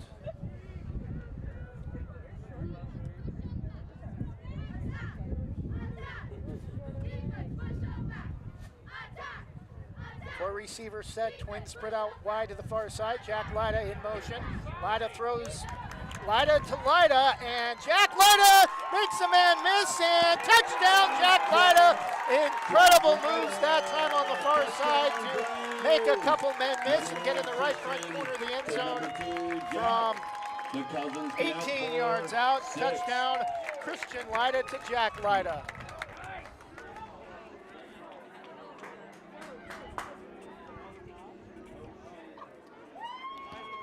Well, that was a great job by Christian Lyda to go to the right. He started on what looked like a bootleg run, and then he saw his cousin right there open in the flat and hit him right there, and then it was all Jack Lyda making move after move all the way to the end zone. 11 yards for the scoring strike. So 11 yards, the snap is down, the kick is up and good. Judah Werner smacks the turf, thought he had a chance at a block, and after the Braves' second drive of the third quarter, it's now Banks 17, Tillamook 6. We have Braves 17. Take a 30-second break and be back after this from our main sponsor, Jason Bond Remodeling. Thinking about updating your kitchen or bath? James Bond Remodeling has over 20 years experience fabricating and installing stone countertops and can upgrade your home with the countertops of your dreams without the dreamy price tag. They pride themselves on quality and customer satisfaction. They offer stone countertop fabrication and installation and cabinet installation services. They'll do their best to beat any bid by 10%. Based locally in Washington County, they'll do jobs in most Portland metro locations. Call 503-753-9993 or email jasonbondremodeling@gmail.com. Jason Bond Remodeling, Oregon CPV number 227733.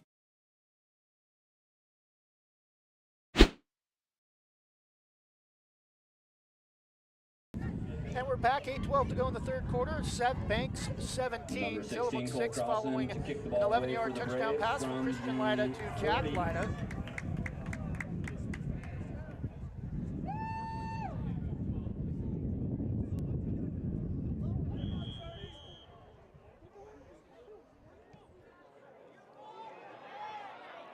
Kick is going to be taken at about the 25. by, I believe, number 5 slips a tackle and gets up to about Number the 5, Gunder, 38. with the Gunner return. Garrison, or Garrison Brought Gunder down set it by backwards number 7 up and to number about the 12, 38 on the return for and Tillamook. 42 for the Braves. Tillamook will have a 1st and 10, the ball at the 40-yard line. We'll actually mark it just shy of the 40.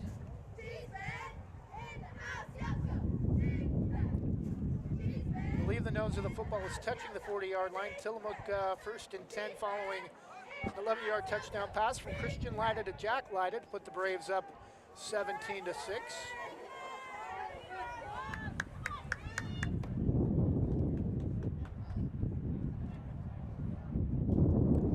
And in motion for Tillamook. And faked the give.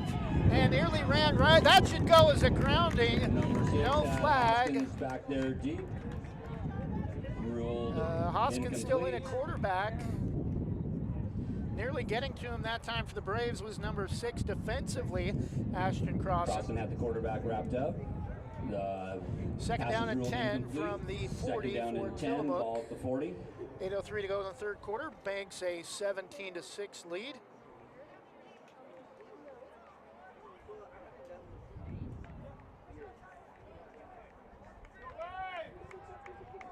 Looks like a 4-receiver set for the Cheesemakers, trips far side. And quick pass out, cut. And it's going to be a short gain of about 2 up to about the 38. Looks like pass is caught by Andrew White. number 23, Andrew Tackled by White. number 23, It'll bring up third down and Davon 8 Green, from and the number 42. 24, Henry White. Gain of 2 on the play. White Say on White, third down Henry and White 8. for the Braves making the tackle, younger brother of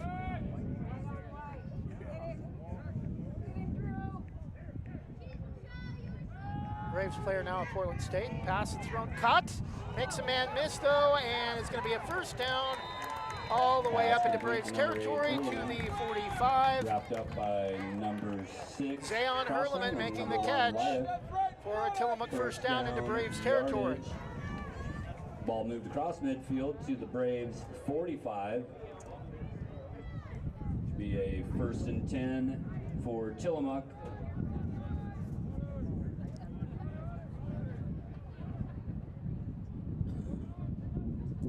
Hoskins will give up the middle to Werner again, 2, maybe 3 Judah Werner yards with the to carry. about the 32. Tackled in the middle there by number 42. 3, Max Walker, and 62.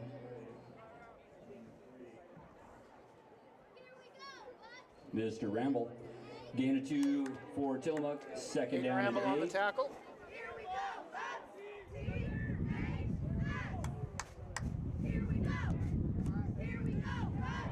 And this time he's going to keep it. Hoskins close to another first down. It'll Hoskins be with the keep. third down Tackled by and number 24, about 2. Henry White.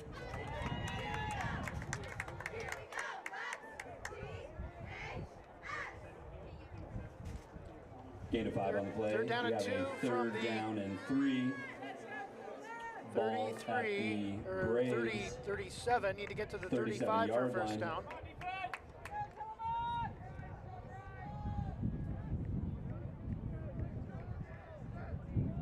Trips far side. One receiver in tight comes out of the formation late, and the ball carrier is going to lose on the play.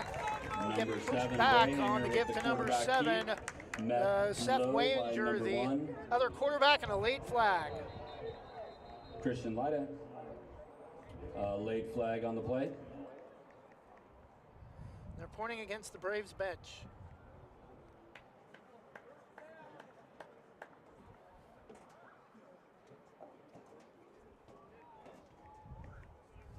Sideline warning against the Braves.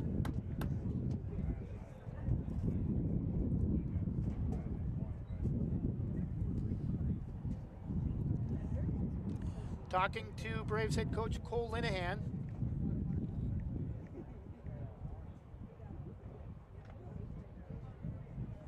Fourth and 2 from the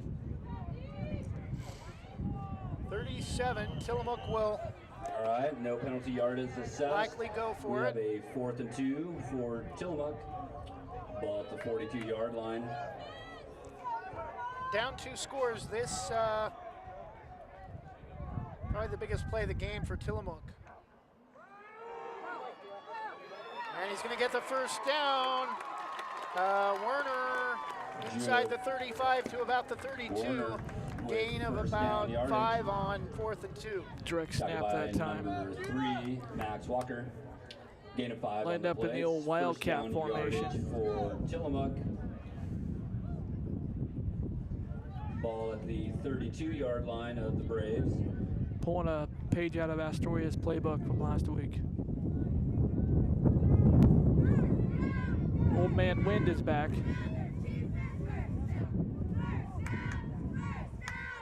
Hoskins gives to Werner up the middle, dives forward inside the 30 to about the Werner 20. with the carry. Tripped up by number 18. Another gain of about 5 yards. Gain of 4. 2nd down and 6. Yeah, Tillamook is just nickel and Ball diamond Banks to death right now.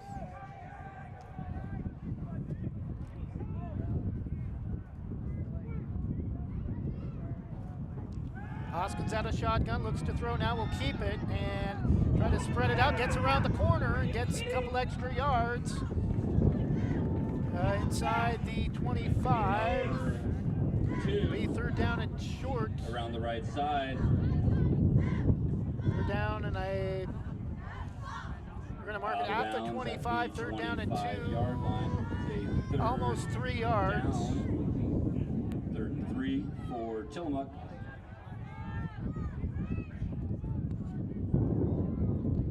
Hoskins out of shotgun, looks to throw, quick out, bounces it to the turf. Should go as an incompletion, and now they blow the whistle, and it'll be 4th down for Tillamook. That's a 4th down and 3 now, faced by Tillamook. Ball at the 25-yard line of the Braves. And another big play for the Braves defense coming up.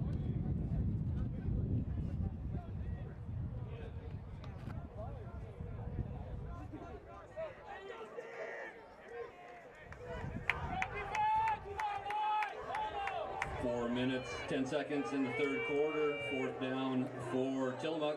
Clock stops on the incompletion. 4:10 left in the 3rd.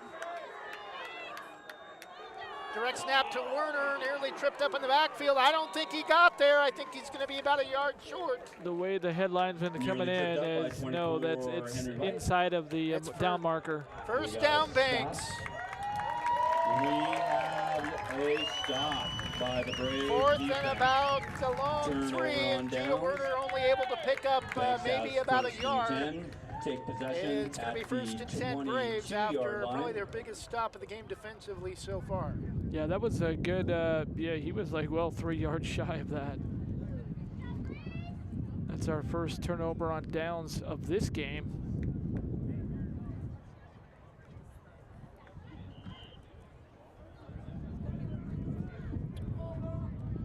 Now, if you're a Braves fan, you want to see them kind of put a drive together here and go down and score. If they can do that, Trevor, this one might be over. Christian Lyda, the give to Andrew Brown up the middle, a big gain up close to another Braves first down. It'd be a gain of 8, close to 9 yards up past the 30. Give him 11 yards on that carry. Gain of 11, that's a 1st down for the Braves. It's a good burst of running by Andrew Brown right there. Nice 11 yards for another 1st down, moving the chains, and they're looking to do exactly that. Go down and drive down and score and put this game away. Under 4 minutes, 3rd quarter, 17-6. Christian Lyda with Andrew Brown still in as the lone back. It's actually not Andrew Brown. Pass is thrown high, flag, and that should go as roughing the passer. I think on Tillamook number 30. Intended for Gilbert Whitlatch. Looked like Christian Lyda was just driven into the ground after the ball. We have an injured Brave on the far sideline. And thrown.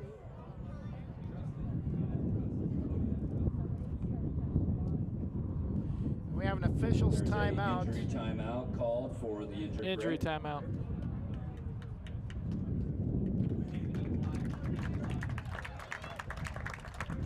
number 18, Logan Kind, coming out of the Tillamook bench on the far That's side. Good news. Got an ineligible man against Banks. Is the call. Coming in to replace Logan, looks like number 5 for the Braves, Parker Littlejohn. 3:27 left following the injury timeout to Legal man Logan Kind. downfield, call against the Braves. We have a replay of the first down, 15 yards, the line to gain, out to the 44. That moon is starting to play hide and seek now. It's going behind the trees here. First and 15 from the 29, need to get to the 44 for a first down. Christian Lyda is going to keep it. Gets spun around, gets up 31-yard line, short gain of about 2 after the penalty. 30-yard line. Gain of a couple yards. We'll have a second down and 13.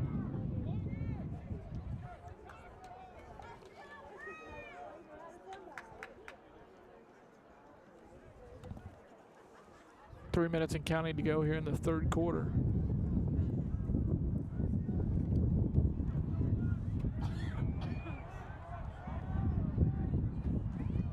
Looks like Logan Kind back in after his injury a moment ago. Christian Lyda will fake the give. Now he's going to be driven back and spun around back near the 20. Judah Warner on the stop. He was coming off the edge that time out of his linebacker spot and just had a bead right for Christian Lyda and just spun him around and took him to the carpet.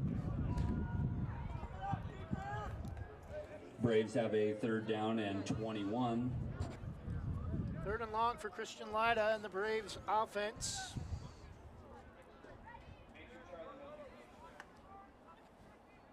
A touchdown for Ashton Crossan before he went down with what we hope is just a cramping issue late in the first half, has not come back. He had a touchdown pass to Bo Wormington to go up 10-0, and then Christian Lyda an 11-yard pass to his cousin Jack Lyda to put the Braves up 17-6 here in the third quarter. Whistles and possibly a timeout.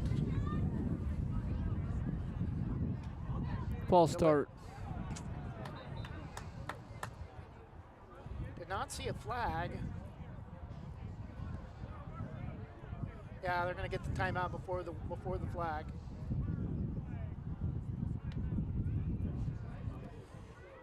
So the Braves called time to save another 5-yard penalty. 1:46 to go in the third quarter. Still Banks 17. Tillamook 6 will take a 30-second break and be back after this from Jim's Market. Jim's Market in Banks is an institution serving the community for generations. They're actively involved in events and athletics from the youth league to high school level. Let them serve you with their locally grown fresh produce, fresh bakery items, including custom cakes, and quick hot food from their in-store deli. Jim's Market, conveniently located at the south entrance to Banks.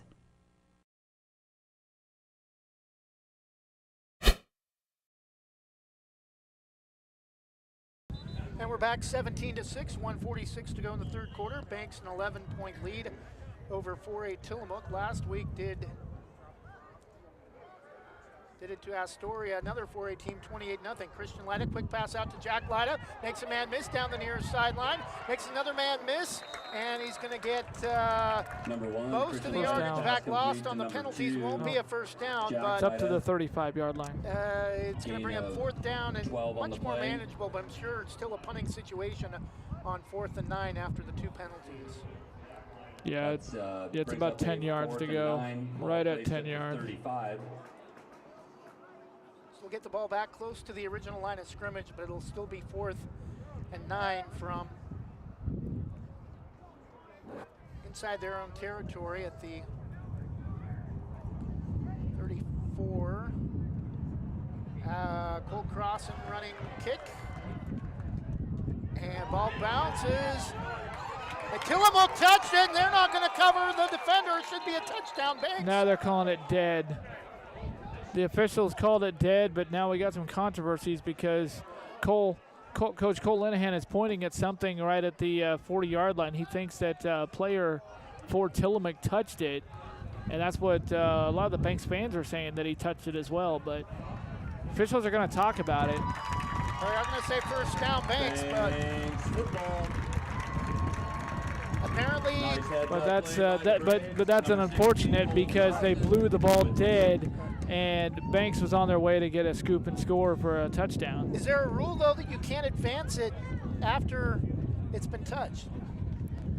I have heard of that. I have heard a rule like that. But I think that they were saying that it was just down. So I believe that's the fourth turnover of the game. But regardless whether it's a whistle or not, it comes back.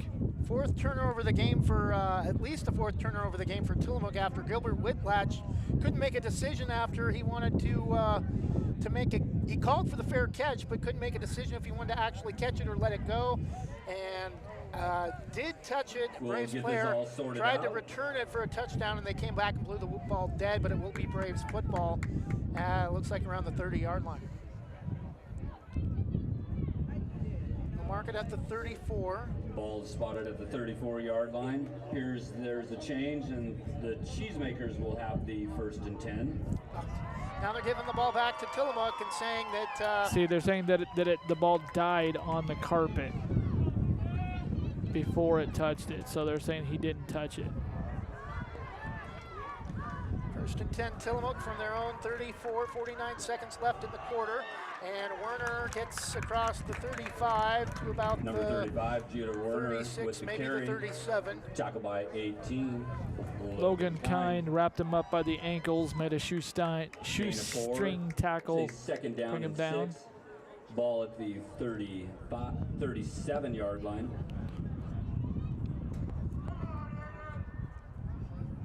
Busy night in Beaverton, a lot of traffic on TV Highway, just north of the football field here.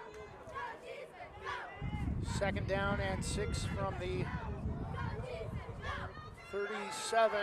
Hoskins to throw, and it is overthrown, intended for, I believe, number 8. Hoskins pass intended for Zayon 9.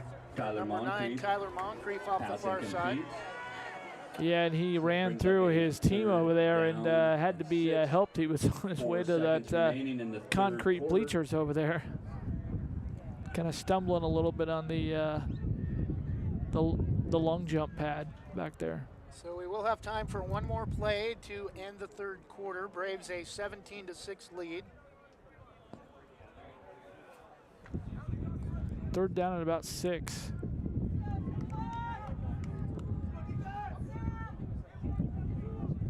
Ball at the Tillamook 37. A little bit of a high snap. Hoskins has room and then tripped and slipped and ran right into Ashton Crossan. He's going to get to the line, back to the line of scrimmage, and that's it. He'll bring up 4th down. It was a great job by Ashton coming off his linebacker position. He was just right there, stayed home and came over and made the play. Great disciplined football. That takes us to the end of the third End of the third quarter, Banks 17, Tillamook 6. We'll take a 30-second break. Be back after this from Sarah Hesselman, Keller Williams Realty. Thinking about buying or selling a home? Sarah Hesselman, Realtor with Keller Williams Realty, will help you with your real estate needs. Call 503-313-0748 or email Sarah at sarahhesselman.com. Serving your community daily and proud to support the starting lineup of your Banks Braves. Sarah Hesselman, Realtor with Keller Williams Realty. Call 503-313-0748.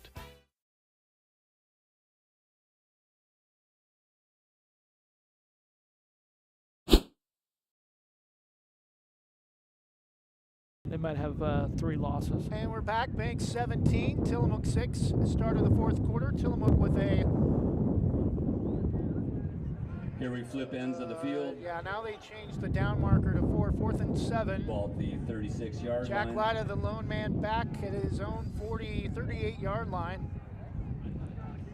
Got a 4th and 8. Wow. And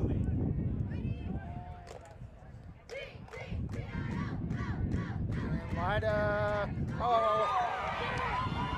Lost the football, and Tillamook's got it at about the 25. Tried to catch it as he was going back for it and try to make a basket catch over his shoulder. It should be Tillamook football. Oh, Banks is lucky to get back on it. Yeah, there was a scrum underneath, and I think Scappoose did initially jump on it, but didn't really have it all the way, and so Banks was right there to get into be underneath it and take it away and get the ball back. And how huge would have that been for Tillamook to get the ball back this deep in Banks territory early in the fourth quarter, down 2 scores. 1st and 10 for the Braves. Ball at the 25-yard line. Thank you.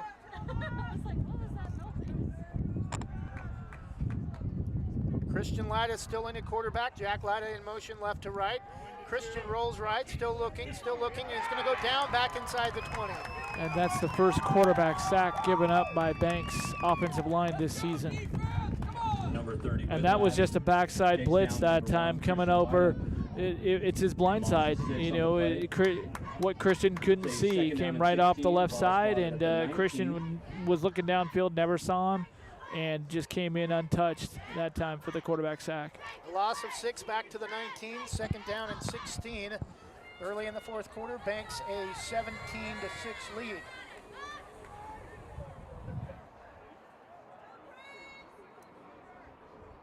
Next week will be the true home opener, should be, barring another planned power outage from PGE. Christian Lyda now is going to keep it, rolling left, and has some room around the left side, and get most of the yardage back, if not all of it. It should be 3rd down and about 10, back to about the 25-yard line before being ran out of bounds. Gain of 6 on the play. Braves have a 3rd and 10. Ball back to original line of scrimmage at the 25. We'll run 5 more minutes on that 50-50 raffle. 3rd down and 10, 10:53 to go in the fourth quarter.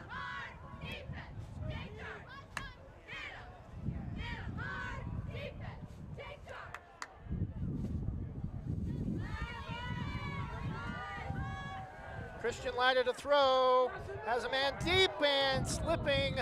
Jack Lyda, ball just a little bit too far out in front of him, I think, and it's going to be 4th down. Yeah, he sailed that one that time, and he put a lot of air on that ball, and you know, on a night like this where the wind is going and the jet stream, it carried on him, and it's a science and a fine art for the quarterback. They got to know you can't really put too much air on it in a night like this, otherwise the wind is just going to carry, and that's exactly what it did. Cole Crossan at about his own 10, rugby-style kick. And this is going to go all the way inside the 20, picked up at about the 18, and tackled shy of the 30. Werner Garrison Gunder on the return, on the tackle for the Braves, number 30. 5. Again, not on the roster. We have a tackle. So 1st and 10 for it's Cade Hansen. Ball at the 30-yard line. Tillamook down 2 scores, 17-6. Tillamook with number 30 is Cade Hansen.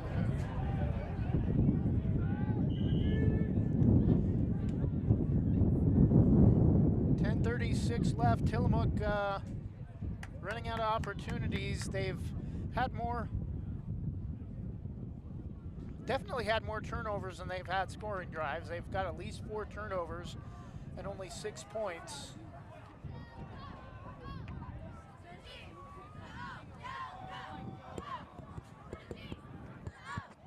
Hoskins rolling right, still looking, throws downfield, has a man, and it's caught. Touchdown, Tillamook. Yeah, Tillamook did that against Marshfield. They had a couple of deep strikes. In that time there was 2 Banks defenders back deep, but the receiver for Tillamook had a step on him, and Hoskins threw it right where he needed to. Just perfect position, right over the receiver's left shoulder where he could catch it and just catch it in stride and stride his way into the end zone. And just like they did last week, hooking up on the deep strike. The thing that I saw watching film on it last week in that game with Marshfield is they did hit a couple of deep strikes, but they turned the ball over, and that's what killed them, and that's what they've done tonight. You know, now they've got it to within 17-12. It looks like they're going to go for 2 to get it within a field goal here, but it's been their turnovers. They missed an extra point wide to the left on their first scoring opportunity. Hoskins rolling right on the 2-point try, passes way over the head of everybody out of the back right corner of the end zone. And the 2-point conversion will be no good, but Tillamook is within a score after the 70-yard touchdown pass from Hoskins to Zayon Hurleman. That was a great coverage on that 2-point try by Max Walker as he went up there and floated up. He tried to bat the ball, which was actually not really good because he tried to bat it away, which could have batted it up in the air, but still, you know, great coverage, didn't let the receiver get the ball. So we'll take a 30-second break and be back in just a moment. You're watching Banks Braves, or you're listening to Banks Braves football on Westside Mobile Media, built by Jason Bond Remodeling. Rankings are important numbers in determining Oregon high school playoffs. So are rankings when choosing a lender to help you with purchasing or refinancing your home. Our local community home loan expert, Christy Van Meter at Caliber Home Loans, is ready to help you win the day. Call Christy today for all of your home loan needs at 503-327-5302 or caliberhomeloans.com/kvanmeter. Christy Van Meter, NMLS number 1700271, state licensed in Oregon, an equal housing lender. All products are subject to credit and property approval.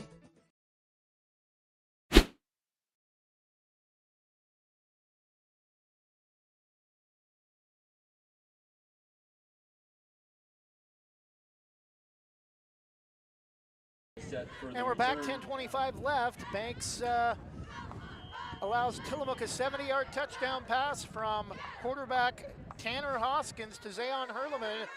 And it's now 17-12 Banks. Down the far side, all the way up past midfield. Spun around, finally brought down all the way into Tillamook territory at the 45. Lane Gilbert on a decent return all the way into Tillamook territory.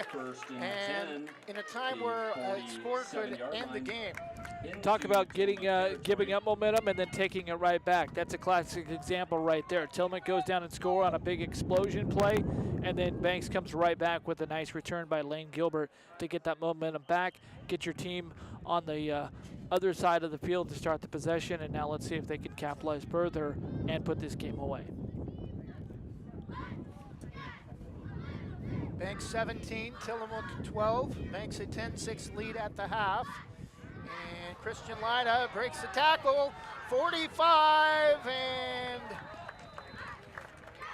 looks like he initially had more. It'll be a gain of about gain of 3 or 4 yards inside the 45. They'll mark it at the 43. Yeah, Parker McKibben knocked him backwards there at the end of the run after picking up a great chunky yardage there for Banks. Give him about 5 or 6 yards on that play. Ball at the 43-yard line. PA says that he got 4 yards, but it looks more like, looking at the field, looks more like 5 yards.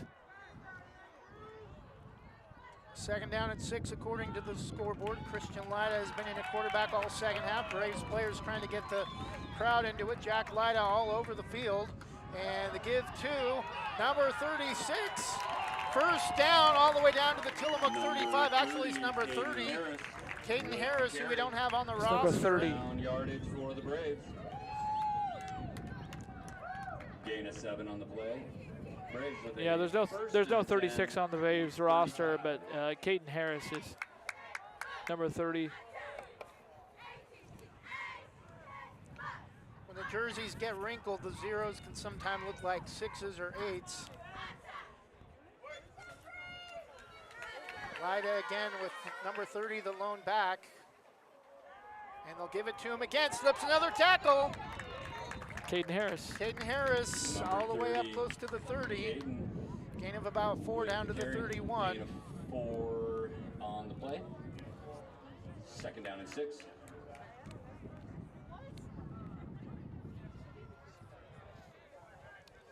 Braves may just try to go to the ground this drive to take some time and go up 2 scores and not leave Tillamook much time on the other side. Well, it's really been their bread and butter this whole game. They've really gotten most of their yardage and pushed Tillamook back and gotten their momentum off of the run. It's when they pass the ball that they've kind of had a little bit of issues they're still trying to work through. Lida in motion right to left. Christian Lida to throw and caught! Oh, that's beautiful. Down at the 20 to Logan Kine. 1st and 10 Braves for a first down. Right on cue. I mean, they've had some issues in the passing game, but then they've had some great passes like that. That was a perfect pass. It was thrown on a dart by Christian Lida right into the hands of Logan Kine, right into his breadbasket, and he just went down there and caught it and trapped it against his body and made a great catch and a first down. And here we go in the red zone. 1st and 10 for the Braves from the Tillamook 19. Clock under 8 minutes. Braves up 1 score at 17-12. Just hold on to the football. Harris off of Christian's right hip. And that ball was tipped. Pass tipped by number 9, Tyler Moncrief. Jack Lida still almost made the grab. It'll be 2nd down and 10. That's what I'm talking about in the passing game, that they're still kind of working through some issues. They make some great throws like they did a couple plays ago, and then that time Christian totally, it's telegraphed. He's telegraphing where he wants to go with the ball, and Tyler Moncrief did a great job of reading his eyes and knowing what to do. He almost picked it. If he would have picked that ball off, he would have taken it to the house. And Tillamook would be leading right now. 17-12, just under 7.5 minutes left in the game. Banks with a 5-point lead. Christian Lida fakes the give, slips, and goes down on a knee back behind the 20. It will be a loss of about 4, I think, back to the 23, and now it'll bring up 3rd down and long. Yeah, you say slipped. He didn't slip on his own. He had some help with that. Judah Warner was right there in the backfield and got him by the shoestrings and made him slip, made him lose his footing, and brought him down. It won't go down as a quarterback sack. If anything, you can put it as a half a sack. Davon Vereen coming back in, replacing number 30. He was the starting running back last week, and we haven't seen him much tonight. Oh, thank you. I keep forgetting his name. He's not listed on the roster, number 30, Cade Harris. Lida in motion, whistles, and a timeout.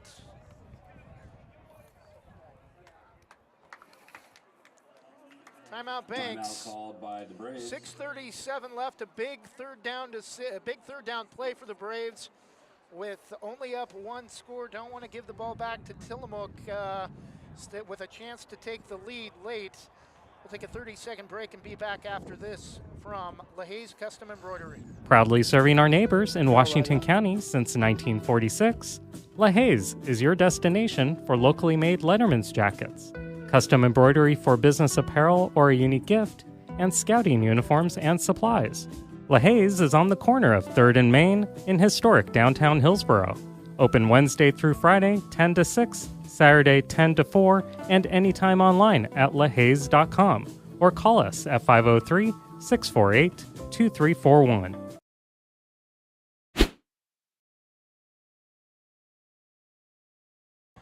And we're back following the Braves timeout. 6:37 left. 3rd and 14. Both teams have made it back to the line. 3rd down and about 13.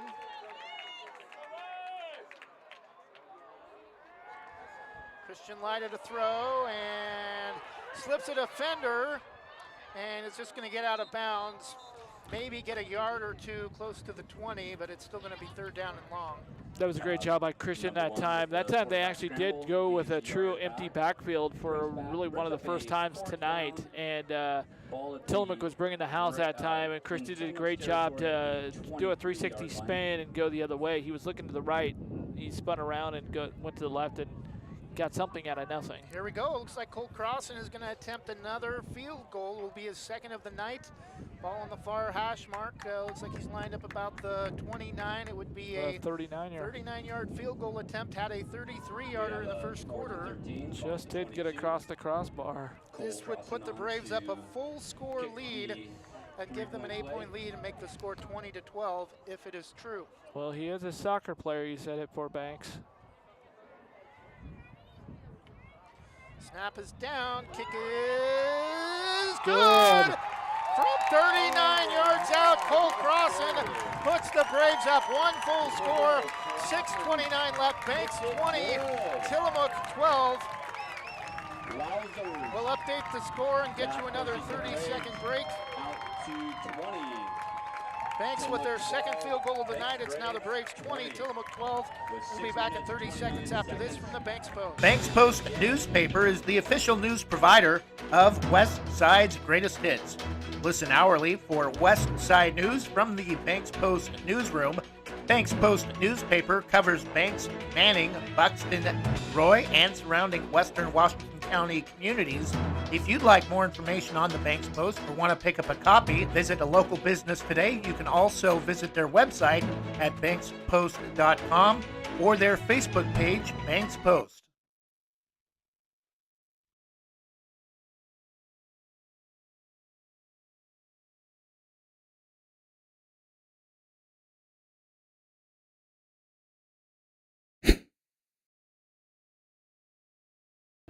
And we're back. Banks 20, Tillamook 12. Just need a couple of stops, and Braves should be able to put this game away. Cole Crossan with 2 field goals on the night.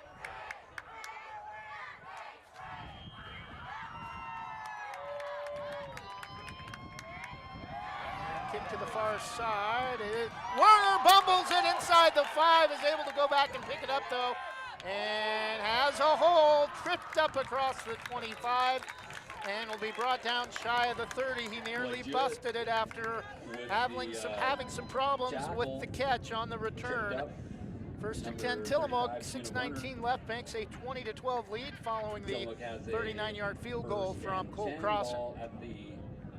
One in the first quarter to start the game with 7:51 left in the opening quarter, and now another one with 6:29 left to put the Braves up one full score, 20-12.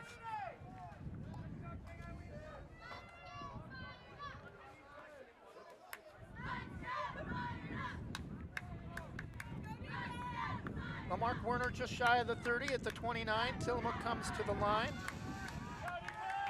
We have seen some of Wanger in the first half. The second half, though, it's been all Hoskins, the starter, who had a touchdown pass of 70 yards to Zayon Hurleman earlier in the game, and pass is caught all the way up near midfield by number 33, and some extracurricular activity by number 33, Parker McKibben, for a first down for Tillamook.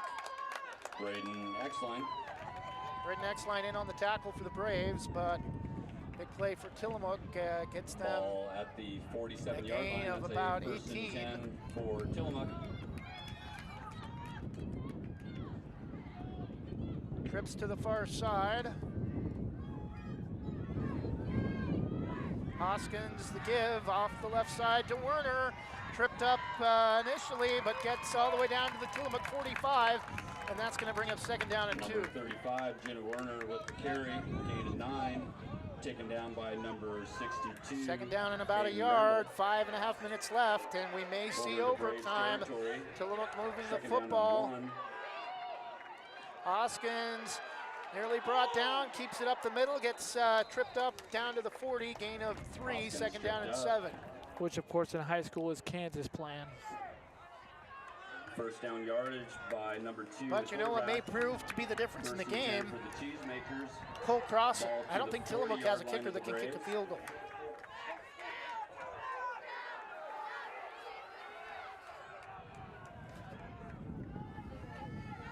Coming up on 5 minutes, Hoskins to throw, rolling right, all the way back near midfield, has time, is now going to be brought down back at the 45. Back at the 45. A loss of 5, second down and 15. Davon Vereen wrapping him up and making the sack, coming up from his defensive line position right there on the edge.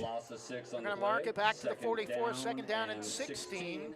Haven't seen a lot of Davon running the football. I think he's carried it a couple of times tonight, but mostly been making an impact on defense from his edge position. Actually back to the 46, not the 44, so second and 16. Braves in a 44 stack right now with Hoskins 3 defenders in the backfield. Rolling right, and isn't going to get away. Sacked back inside the 50, back near the Braves 45. Third down and even longer. Another blitz coming through that time by the Banks defense and pushing it backwards. Great job. Looked like that was Cesar Dominguez that time that got in there, wrapping up the quarterback. We're going to mark it at the 47 of the Braves. So a loss of 4 back to the 50, another 3, a loss of another 7 yards. Third and 24, timeout Tillamook. They know they need to at least get a first down to keep the drive alive and have any hope to tie this game and send it to overtime. 3:51 left, Banks 20, Tillamook 12. We'll take a 30-second break and be back after this from Main Street Pizza. Visit Main Street Pizza in Banks, located next to Jim's Market, for the best pizza in Washington County.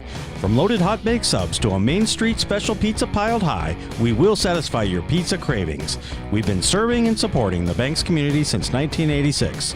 Open daily at 11 a.m. Call ahead now to place your order at 503-324-5858 or follow us on Facebook to see our daily lunch specials. Mention this radio ad and receive $2 off any Main Street Pizza.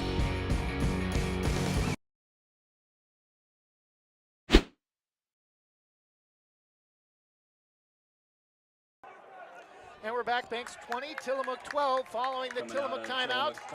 Tillamook with third down and 24 from the Braves 40, or from their own 47-yard line. Hoskins out of shotgun to throw. Passes, they're going to say he caught it, I think, at the 45 of the Braves. Still going to be 4th and long. Well short of the original line of scrimmage, line to gain. They say it's caught by McKibben. Caught by Parker McKibben, gain of back to the 46. Back into Braves territory. And here's your ball game with 3.5 minutes left, clock moving, Tillamook down a score. Still 4th and a mile. Clock's running at the 3:20 mark. Banks is back in a prevent now. They send 2 safeties back and linebackers cheating back now. Almost like a midfield of a soccer.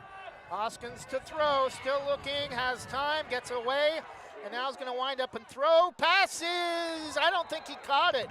Oh, they're going to say he got enough for the first down at the 30 and to the 29. He really had to hurry. Hoskins did to get that pass off because he had a backside pressure coming in that time, right on his heels. Pass is caught by Hurleman for a first down to the Tillamook, or to the Braves 29. Go ahead. Tillamook had a third down and 24 back inside Braves territory. They give off the right side to Werner. Spun around, they're not going to let him get back to the line of scrimmage. Second down and 11. Judah Werner with the carry, tackled by 63, Luke Bigsby. Yeah, Luke Bigsby was right there on the spot. He's right there on the defensive line there, and he just stayed home and just waited for Werner to come up and got him and grabbed him around the ankles and spun him around, pulled him down. A loss of 2 back to the 31, second down and 12. Braves fans starting to come alive on the metal bleachers. 3 receivers, twin split out wide near side. The give off to, actually Hoskins is going to keep it and get out of bounds, maybe back to the line of scrimmage. It'll be third down and 10. Number 8, Braden Nextline. Right out of bounds there. Looked like Logan Kine was over there as well. I guess Braden Nextline initially ran him out of bounds, but looked like Logan Kine was right there. 5 seconds remaining. They'll give him an extra yard past the original line of scrimmage. Third down and 9. 2 down territory for Tillamook with a trailing by 1 full score at 20-12, 2:05 left.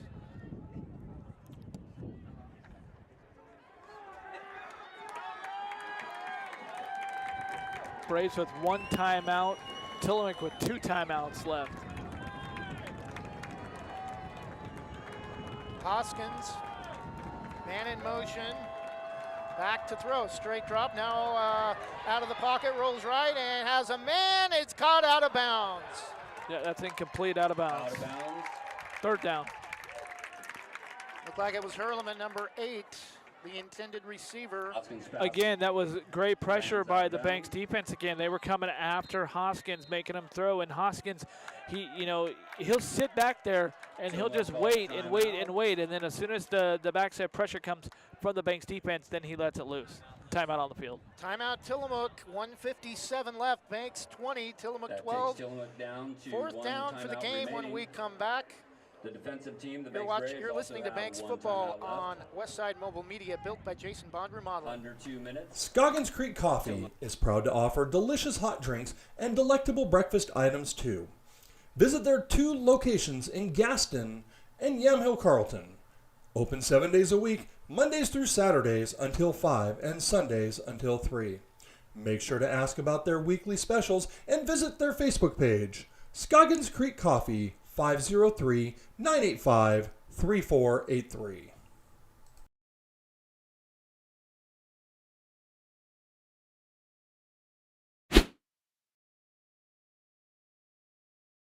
And we're back. Here's your ball game. 4th and 9, 1:57 left. Banks a 20-12 lead over Tillamook at Valley Catholic High School. Ball on the Braves 28-yard line. Hoskins out of shotgun. 4 receivers, trips to the far side, rolls straight drop.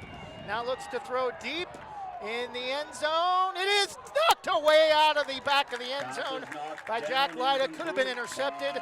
Braves take over on downs, 1st and 10 at their own 28. Again, that ball had a lot of air on it. It got up there for a long time, but it came down, and like you said, Jack Lyda right there, he had his mitts on it, but he just couldn't bring it in. But he did the more important thing is he knocked it away, and another turnover on downs for Tillamook.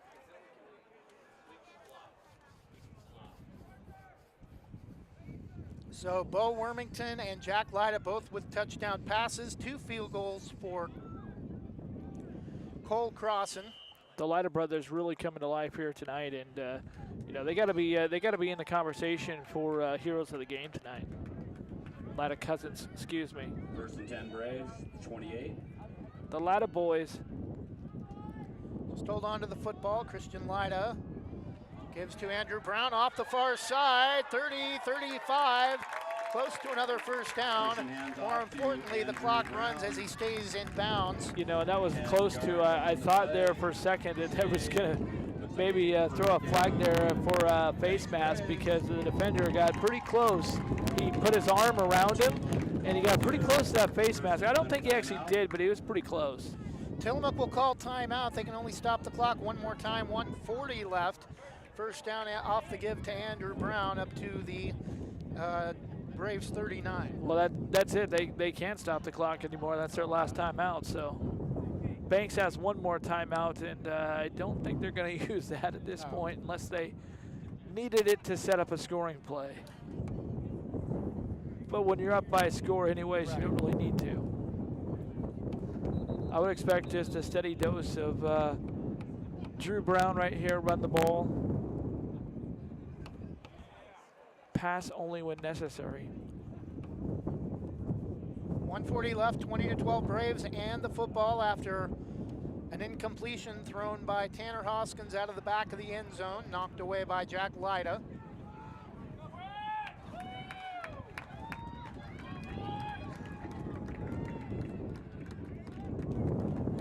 Minute 40 remaining in the contest. Wind picking up Braves again come out of here timeout, in 1st central and 10. Beaverton, Washington County.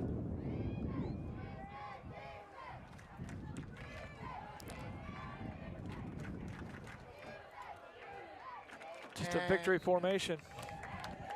Christian Lyda takes the knee. Looks like that's going to be the final score. I think Banks is just going to because Tillamook can't stop the clock anymore, and Banks is already up by 7 points. It's like, that's sportsmanship by Coach Linehan and everyone on that Banks coaching staff. It's like, hey, we don't need to score. We got the ball. We could go down. We don't need to. We're up 7. You can't stop the clock. There's, little time left. We're just going to kneel on it, let it roll out.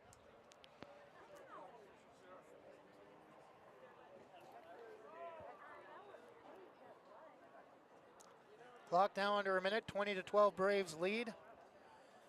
Christian Lida takes another knee, maybe one. And they may only have to do that one more time. It'll roll off 40 seconds. Takes us to a third down. Clock ticking down to under 40 seconds. I think they might have to, this will be like the last knee down, and then you can call it the game.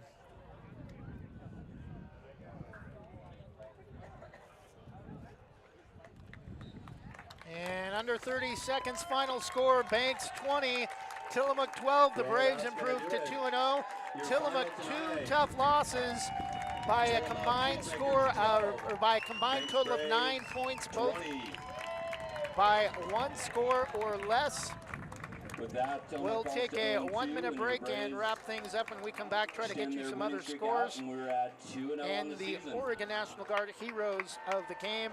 Final score, Banks 20, Tillamook 12. We'll be back. Again, thank you everyone for showing up here tonight with this audible to a... Oh, that's right. Specialty Screen Printing in Yamhill offers your business the creativity and expertise to print your logo on a variety of items. Owners Ken and Linda Johnson have 40 years of experience on industrial parts and every type of material, including ceramic tile. Their fast service can have your project done in less than a week. Visit their website, specialtyscreenprinting.com, to see for yourself how they can help you boost your company's marketing and industrial screen printing needs. Call 971-998-9274 or visit their website, specialtyscreenprinting.com.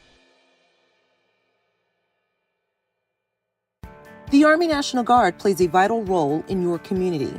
We're on the front lines supporting essential personnel, first responders, law enforcement, and medical professionals, delivering food, supplies, and medicine, keeping communities safe, making a difference. During emergencies, we're always ready, always there. Learn more about part-time service in the Army National Guard at nationalguard.com. Sponsored by the Oregon Army National Guard, aired by the Oregon Association of Broadcasters and this station.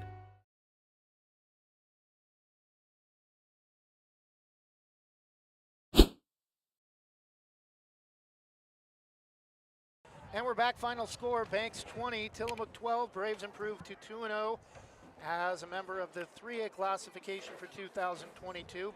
Both victories over former 4A league foes last week, 28-0 at Astoria. Haven't done, improved a little bit, I think, this week offensively. Should have well over 100 yards rushing, especially with the way Ashton Crossan was moving the football in the first half. But he went out late with what we hope is just a cramp, with under 90 seconds left in the first half. Saw Christian Lida in the second half able to do some things with the passing game, as Jonathan is going to leave us for just a moment. Taking a look at scoring drives tonight, Cole Crossan with a 33-yard field goal to open scoring for the Braves with 7:51 left in the opening quarter to go up 3-0. And then in the second quarter, Ashton Crossan found Bo Wormington in the right front corner of the end zone for a short touchdown pass to go up 10-0. And then it was Judah Werner on a run for the first scoring play for Tillamook to cut the Braves lead to 10-6 before the half. Braves went up 17-12 after a 11-yard touchdown pass from Christian Lida, who came in the second half. That pass completed to his cousin, Jack Lida, to go up 17-6. But Tillamook wasn't done. They fought hard and kept us a one-score game all the way down to the wire, as Tanner Hoskins, the starting quarterback who led Tillamook for most of this game. We did see some of Seth Wanger, but it was Tanner Hoskins leading them on their only scoring drive of the second half, a 70-yard touchdown pass to Zayon Hurleman to cut the score 17-12. But again, it was Cole Crossan, perfect timing late in the game. Scoring-wise, it felt a lot later in the game, but it was early fourth quarter. I think it was like around 6.5 minutes left. scored a 39-yard field goal to go back up full score in the 2-point conversion at 20-12. And Tillamook had a chance late, but Jack Lyda with a pass knocked out of the back of the end zone on 4th and 9 helped save the victory for the Braves. Got some attaways to pass around from this game, and you got to go out to Christian Lyda coming in for duties tonight, doing a great job, forcing the duty with Ashton Crossing going down, which just talking with some of the coaches there, believed to be just a cramp in his calf. They say that Ashton's is just fine. He's going to be okay, but you put Christian in there, you gave him a chance, And, he didn't give you a reason to pull him out right there. So, you're just going to keep him in there. And, a lot of people thought, we all thought that maybe, it was going to be Christian to start from the get-go. So it basically just shows that you've got two good quarterbacks out there and you can run with it. You got Ashton Crossan or you got Christian Lyda. But I thought Christian Lyda did a great job. Coming in, it's never an easy thing coming in the middle of a game, particularly when he had to, because when Ashton went down and the Christian's got to quickly warm up. He's a wide receiver and a cornerback, so he's not really he hasn't had the whole pregame to warm up. He hasn't, got that in his mindset like Ashton did at the start of the game. So Christian's got to quickly warm up on the fly, get in there. I thought he had some good things. And, he had certainly some things to work on, but they'll look at that on the tape and they'll work out on it in practice. But Attaway Christian Lyda, Attaway Jack Lyda making some great catches out there. And, of course, Cole Crossan, Attaway, 2 field goals, 33 and 39 yards. And the last one to really put the game away and really give this pump up the crowd and momentum. And Cole Crossan, what can you say? He's still perfect on extra points and field goals. Hasn't missed yet this season. And you look at the scoring for tonight's game, mirrored halves. Mirrored halves, 10-6 in the first half, 10-6 in the second half.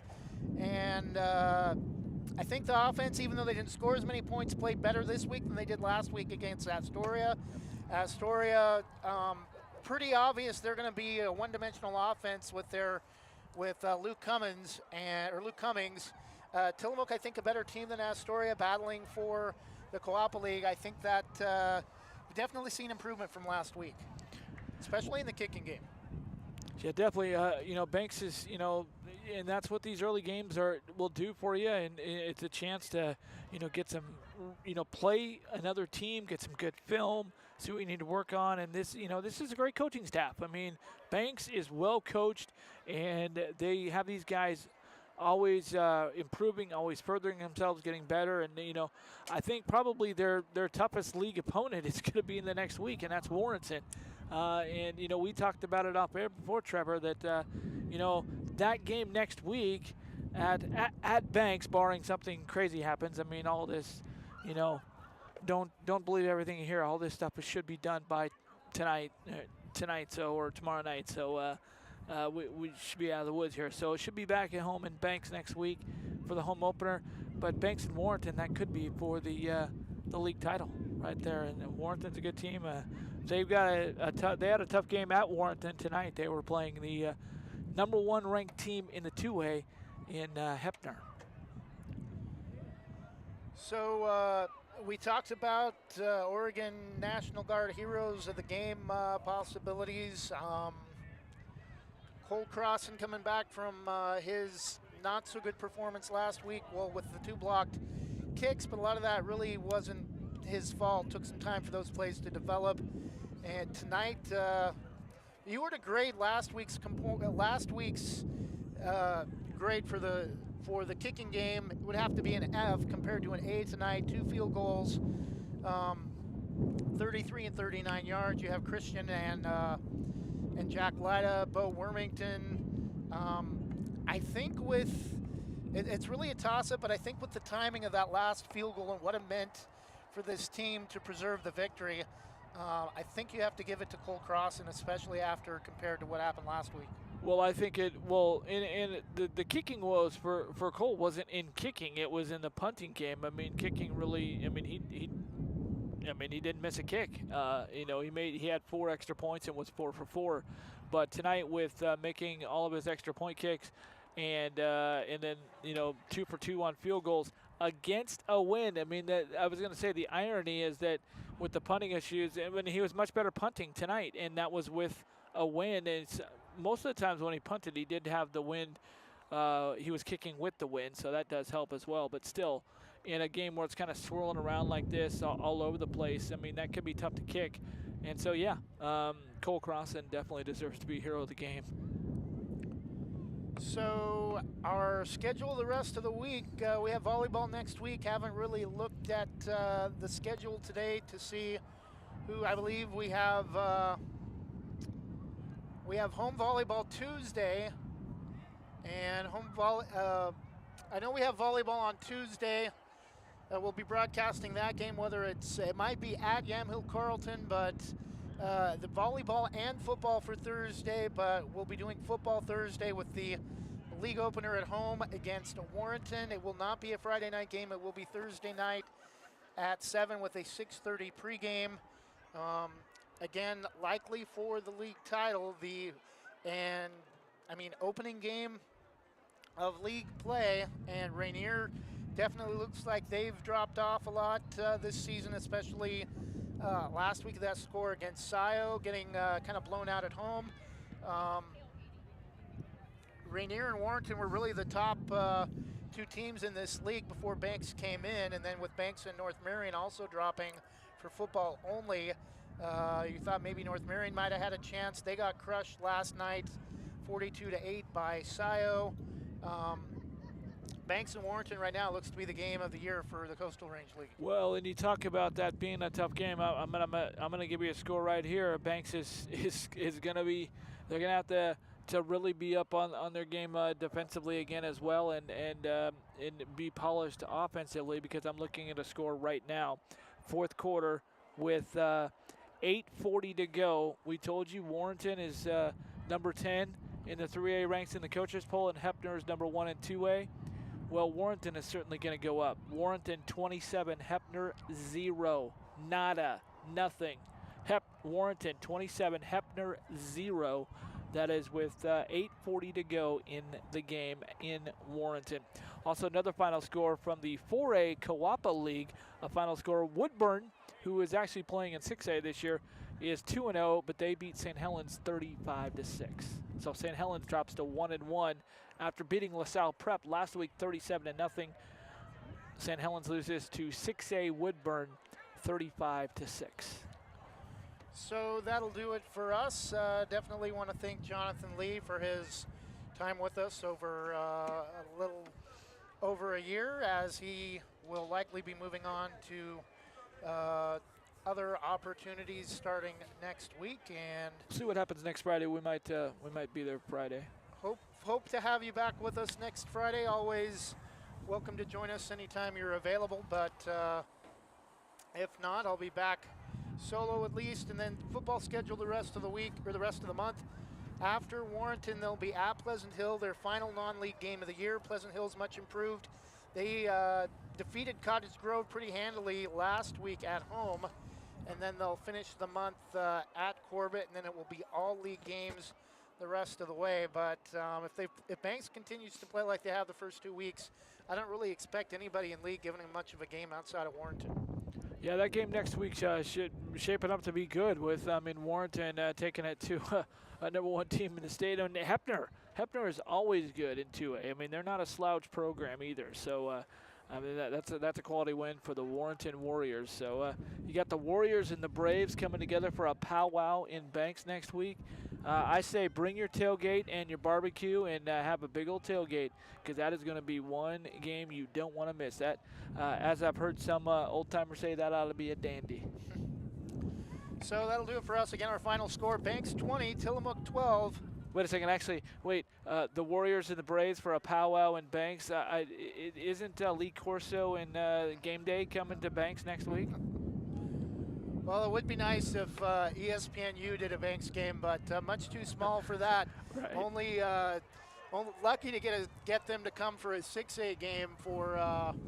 They've been to Oregon before for a Central Catholic game, I think, a couple of years ago at Hillsborough Stadium, but that's I think about the best we're going to get for ESPNU and Oregon to cover high school football. But definitely want to thank Jonathan Lee for his time with us, and we'll be back next week regardless on Thursday night for football at home against Warrenton, and then at Pleasant Hill at Corbett to finish the month. Our final score, Banks 20, Tillamook 12. Cole Crossan with his 2 field goals, your Oregon Army National Guard hero of the game. Good night and God bless. Enjoy the rest of your weekend.